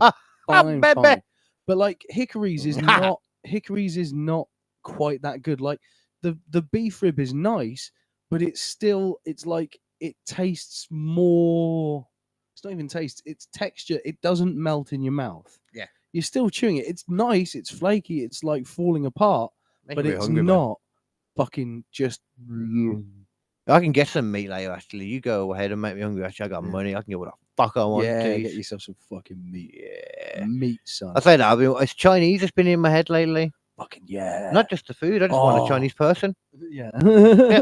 I really want some Chinese food. I should marry a Chinese lady. I could really do with some chicken balls and sweet and sour sauce. Oh, see, that's just your basic no. Because the thing is, normally I go for something more like traditional. I like my what is it? There's one called the one who hosts Love Island, Maya. It's called Chicken and Cashew in Capital Sauce, where I'm from, right? Okay. And Capital Sauce is like it's a mix between not quite sweet and sour because it's not that sweet. But it's like a thin hoisin sauce with like extra like umami to it. It's fucking Umami. it's so fucking good, man. Umami. And the cashews and the fucking and the chicken, they just absorb all the flavor, and it is so good. And I have that with like a spring roll and some really nice rice, you know. And then you just dip that spring roll in that sauce, and you're like, oh man, because they do those jumbo spring rolls. I don't like the little spring rolls. I like those jumbo spring rolls, the ones where you really get like a good chunk of veg in it. Yeah, fucking love that shit. I've never ever been a fan of spring rolls. Bean sprouts, I don't like. Well, how do you feel about sesame toast? Oh, that's just toast. I don't eat it. I don't vibe with the sesame toast. Yeah, I never eat it because I'm like, what's the point? I could if I really wanted to eat it. It's so disappointing. Every time I have sesame toast, I'm like, oh, this is going to be brilliant. I have it, and I'm like, oh, fuck. I'm just like, asking you, because why would you have it? Yeah. Sometimes it comes with other stuff randomly, like the combinations, and I just look at it, I'm like, all right, cool, you know. Yeah. I still prefer that than a spring roll. Yeah. What? I thought you like spring rolls. No, I'm just agreeing that that's fine, you know, but I love a spring roll. You weirdo. I love a spring roll. My favorite thing, though, out of all of the stuff you can get in a Chinese is still crispy duck. Duck, yeah. Oh, okay, the pancakes. Yeah. Okay. I love the pancakes. I get that. I love that as a starter. Like if you got like 4 or 5 people, and you want to have a real nice starter between all of you, you can get like a full on like half crispy duck or a full crispy duck. Oh, whoa. I am very much Smithy in this situation, in Gavin and Stacey. No, I hate this crap. None of this. If you're in a group, you buy a load of stuff so you can share it. No. None of that. Only the starter. None. No. Only the starter. No. No. None of it. I'm buying what I want and I'm eating that shit. Yeah, all right. Fair. Everyone else can do what the hell they want. If they want to act like animals. Just rip meat off a carcass. No, don't do that, but off your own carcass. Yeah. Pick a carcass, man. We ate. This is craziness. Anyway, what if we get the duck and we cut it in 4 pieces? Just get 4 bits of... What are you doing? You don't share these things. These are not like dishes that are big enough to share and like have multiple hands in. Buy your shit, eat it. It's not hard. How big do you think a duck is? Do you think a duck's like that big? They're like that, mate. It doesn't matter. That's a good start. You're way missing the point. The point is, you go in, you order a meal. It's not, oh, can I have this meal here just for 7 people? It's, oh, can I have this food? Because I'm going to fucking eat it. Yeah, all right. That's what it's for. All right. They're savages. You know what? I can fuck up hardcore. And nobody cleans their hands either. Do you think the people are doing it and every time they reach in and do it and touch their mouth and that, do you think they're then getting out some alcohol wipes and stuff? No, they're reaching back in. I don't even do that with my children. Why? I don't do that with a partner. I hated and detest it when I'm with a girl and she drinks out of my bottle of pop. What the fuck are you doing? This is not a share. Literally every time we get a meal deal, she'll have a bite of my sandwich, I'll have a bite of her sandwich. She'll have a bit of my drink, I'll have a bit of her drink. We'll swap a little bit of snacks and stuff like that. We do shit like that all the time. If somebody did that with me in a relationship, they wouldn't be biting into the sandwich, they'd be biting into the relationship time. That's what they'd be doing. Heavily. We always have a bite of each other's food when we're at a restaurant as well. What? You want to try what they've got? You want to have a little bite? Yeah, but hold on, but this is different though. Still, this is one person doing a little try. This is not 7 people reaching into your food and being like, "Oh, you got this, you got this." Oh, I don't like that. This. I'm never okay with that. Oh, you don't like that now? I'm okay with it for a starter. My God, she's not like against starters, you. It's against the concept anyway. There's like nacho things like that as well. If you want to have a nacho starter with like your girlfriend or something, that's nice. Bowl of nachos, have that. I understand the concept. I get the concept. Yeah, not with me. Not happening. My food is my food. I'm Joey. Yeah. Joey's food. Straight up, man. I don't know what people's hands are doing. I literally, unless I've watched you cover your hand in like alcoholic gel and that's right in front of me. That is fair.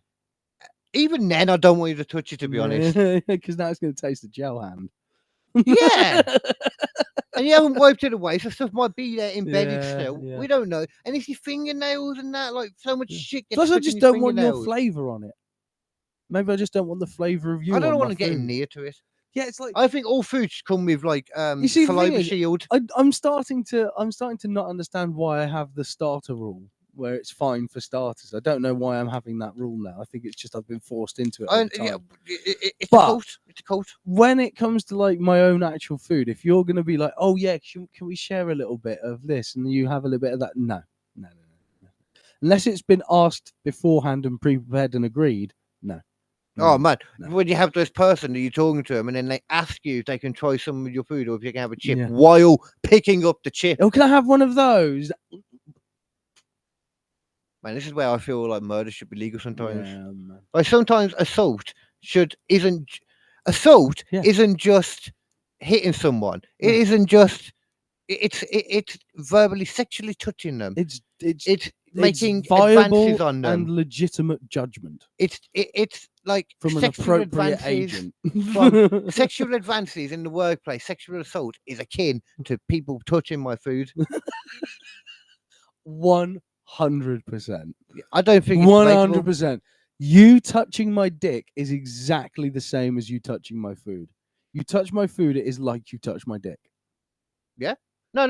100%. You touch my food, it's like you touch your dick, then touch my food. That's true. Or touch someone else's dick, then touch my food. Yeah, you do. I don't know where your fingers have been, basically, when you come down to it. But it's the same level of offence. It is. If you touch my dick, I'm gonna be like, hey man, what the fuck you doing? You know what? You touch my food, I'm like, hey man, what the fuck you doing? It's almost as legitimately to me, it's almost as inexcusably, audaciously just fucking offensive as calling me randomly on the phone.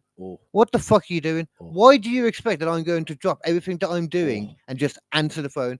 I could be doing absolutely anything, and you think that whatever the fuck you want to say is so important that I should stop everything I'm doing. Yeah. And you know, when you answer it, it's never that important. Fuck you. I only ever call someone if it's like I've already got a pre-planned thing, and it's like, hey man, we need to check. It's like when you called earlier on, and it's because like I thought you were dead. Yeah, because I'm literally like 20 minutes behind schedule. 20, an hour and 10 minutes. First you said 5 originally. No, I said I was leaving work at 5:30. Yeah, I finished work at 5:30. No. That means I get to you for 6:30. That's why I was like 20 minutes late. I thought that's what you were talking about. Nah. Oh. Yeah, nah.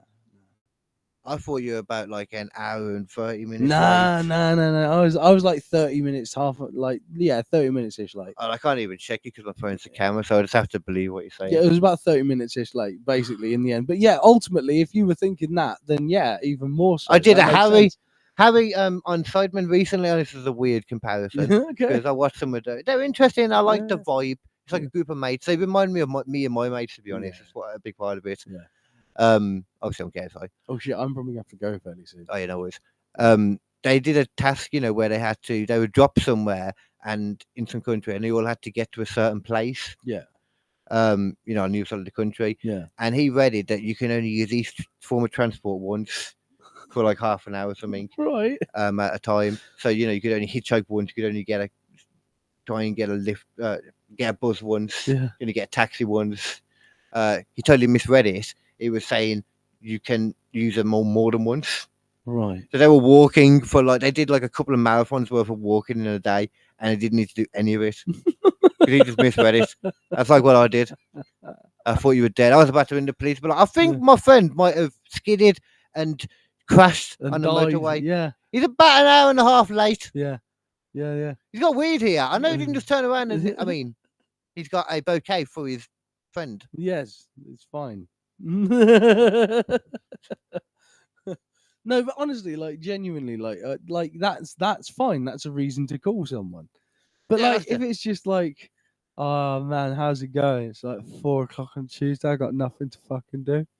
Some people like that, Fuck you doing, man. Fuck you doing. Some people like that, and you know what? I used to do it for a friend who used to do it back to me first, because it was the only way to get through COVID and shit like that at the time. And then like later on, it just became this fucking annoying thing that would happen. It's like, oh, I've got to sit here and fucking listen. Not necessarily that. See, that's different though, because that's a planned thing as well. Yeah. But the thing is there, though. Eventually, it didn't become planned though. It was just random fucking calls that would happen. But you know what I would always say to that? Because I'm not saying you can't have a conversation with somebody on the phone. No. I'm just saying fucking text me. Text me first. Maybe check. See Maybe right. see if I'm not doing something important. And then when they get annoyed at you for not answering your calls, it's like, you fucking tired. Man, what the fuck? Why aren't you answering your phone? I don't know. Maybe because they could have been doing absolutely anything. Yeah. Oh, hang on a second. Hi, how's it going? Yeah, sorry, I'm just spaffing it right now. I'll give you a call back. Damn it. Rude. It's just, it's offensive. I don't mean the wanking. I mean the call. Yeah. Interrupting the wanking. Yeah, like just text me and say, "Are you wanking?" But no, I'll get back to you. Yeah. Just send a text. They'll be like, "Oh man, what's up?" Like, not much, just wanking. I mean, if you got that message, though, like, I heard about a term I hadn't heard before called gooning. Have you heard that? Oh, fucking gooning, Jesus! Just made me think of that. Apparently, a lot of some friends They used to just call it. They used to just call it fucking edging. Edging, yeah. And now it's gooning because it's a new tantric. fucking. No, was that something different? Tantric is different because tantric isn't taking yourself to the edge and then stopping. Tantric is getting yourself to a point where you train your body to, instead of like pushing out when you orgasm, you have it sort of contract back when you orgasm. So you don't actually. Yeah, that's it. So you don't actually jizz. You don't jizz anything out. Jizz in. Yeah, you jizz inward. You inward jizz. Right, and so I know, and this thing with the tantric people, they say that you shoot it out and you catch it again. Yeah, the people with the come people, back into me. Yeah, the people with the tantric, they go like, oh no, the thing is like, because then your orgasm lasts for hours because you can keep having sex and you're still orgasming, but you're not actually like ejaculating. So it's like being at the point of orgasm for hours and hours. Oh, hang on.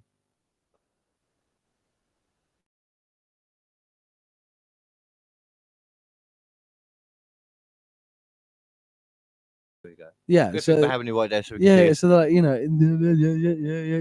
yeah, I'm coming for like 3 hours straight. It's like, well, that's probably not true, though, is it? I'm sure. If so few people are doing it and it's that great, it must be incredibly hard and annoying to do. Yeah, well, yeah. I mean, I think and you know what? I'm fine with sex as it is. As it turns out, sex as it is pretty fucking good.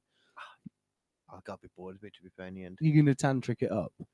No, I think a lot of people say this. If you go for like a proper slag period, like you get bored of sex. Yeah. It's not a good thing, really. You just, you know, it's less meaningful. I think it's just in the end, like it's something. It's only good when you're with somebody you're actually into. Yeah. That's when you really, then you're not bored of it. It's the meaningless sex, which is like, you generally get bored of it. You really do. Yeah. I'm not trying to say that to sound like cool or anything either, the slaggy thing. It's a weird thing. No, it's just probably a factual thing. It's weird, yeah. Like I fully understand. I think I said this before. Well, I know I've said it before on here, but like when Russell Brand came out saying his thing, I think it was Russell Brand. Can't remember. About how he realised, like, actually no, it might be somebody else. Was it D'Elia? Yeah, that was it. D'Elia. About he was accused of one thing, and obviously he just denied that. But the other part, like the whole, he was like, did I like have sex with loads of fans, and was I like addicted to sex? Yeah, absolutely. Yeah, and do you realise, like, even if you make yourself think that it's okay, because I'm telling these people that this is meaningless, it means nothing. Yeah, and you do it, you're still hurting someone. You're still hurting someone. Yeah, you realise this afterwards. Like, there's always somebody getting hurt, or most of the time anyway. Yeah. People don't give Dilly enough credit on that, and like because that was all of the fucking things that were like, oh people don't get it. I still think either. Yeah, and people were like, oh no, but he was a pedo. It's like, no, but he literally wasn't, and there's literally texts there where he's texted someone and they've gone like, hey, I'm under the age of 18. He's like, oh shit, sorry, it was an 18 only and over show, so I'm not sure how you got in there, but you know. Thanks for being a fan. I'll never talk to you again. Basically, like whenever that happened, that's what happened, you know? Yeah. And then there's the other ones where it's like someone who's 18 and they're all over and they're into it. And like at that point, I'm sorry, it is two consenting adults. It's a fan and someone who's gonna, you know, be a star to that fan. And it's like that's always been a thing that happens. Yeah. Comedians have always, on occasion, if they get like, you know, famous enough, it's not a cool thing. He was one of those cool. Yeah. It depends on the type of comedian. Like it depends on the type of musician. Like Dice would have been probably somebody doing a similar thing. Probably Dice Clay. Yeah. Andrew Clay. Yeah. But anyway, I've got to get going. So that's going to be the end of the podcast, and we're nearing 3 hours. So that's been Squishy Logic for this week. A nice, good episode today. I like that. Yeah. Some cool weather phenomenons. That's right. Bangy. Next week we'll be back with one of mine. I'm still under crime stuff, so we're gonna go have a little trip back to true crime again. Most likely to North Hollywood. Actually, I'm not going to tell you again in case you go out and just learn about it afterwards. We'll see what happens. Big shootout that changed LAPD, or changed, I think, just general American policing and the level of firepower they had available to them. Yeah. So you can imagine what it involved. Almost super villain level esque, I'd say. Yeah, it feels like a Batman movie.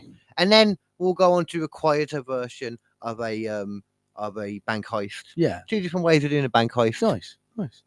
Well, until that next time then, always be squishy. And keep that shit logical, you beautiful, beautiful people. I love you. Yeah. Until next time, bye-bye, darlings. What? Yeah, I don't want to know. Bye-bye, darlings. Bye-bye. Have a good one. Au revoir.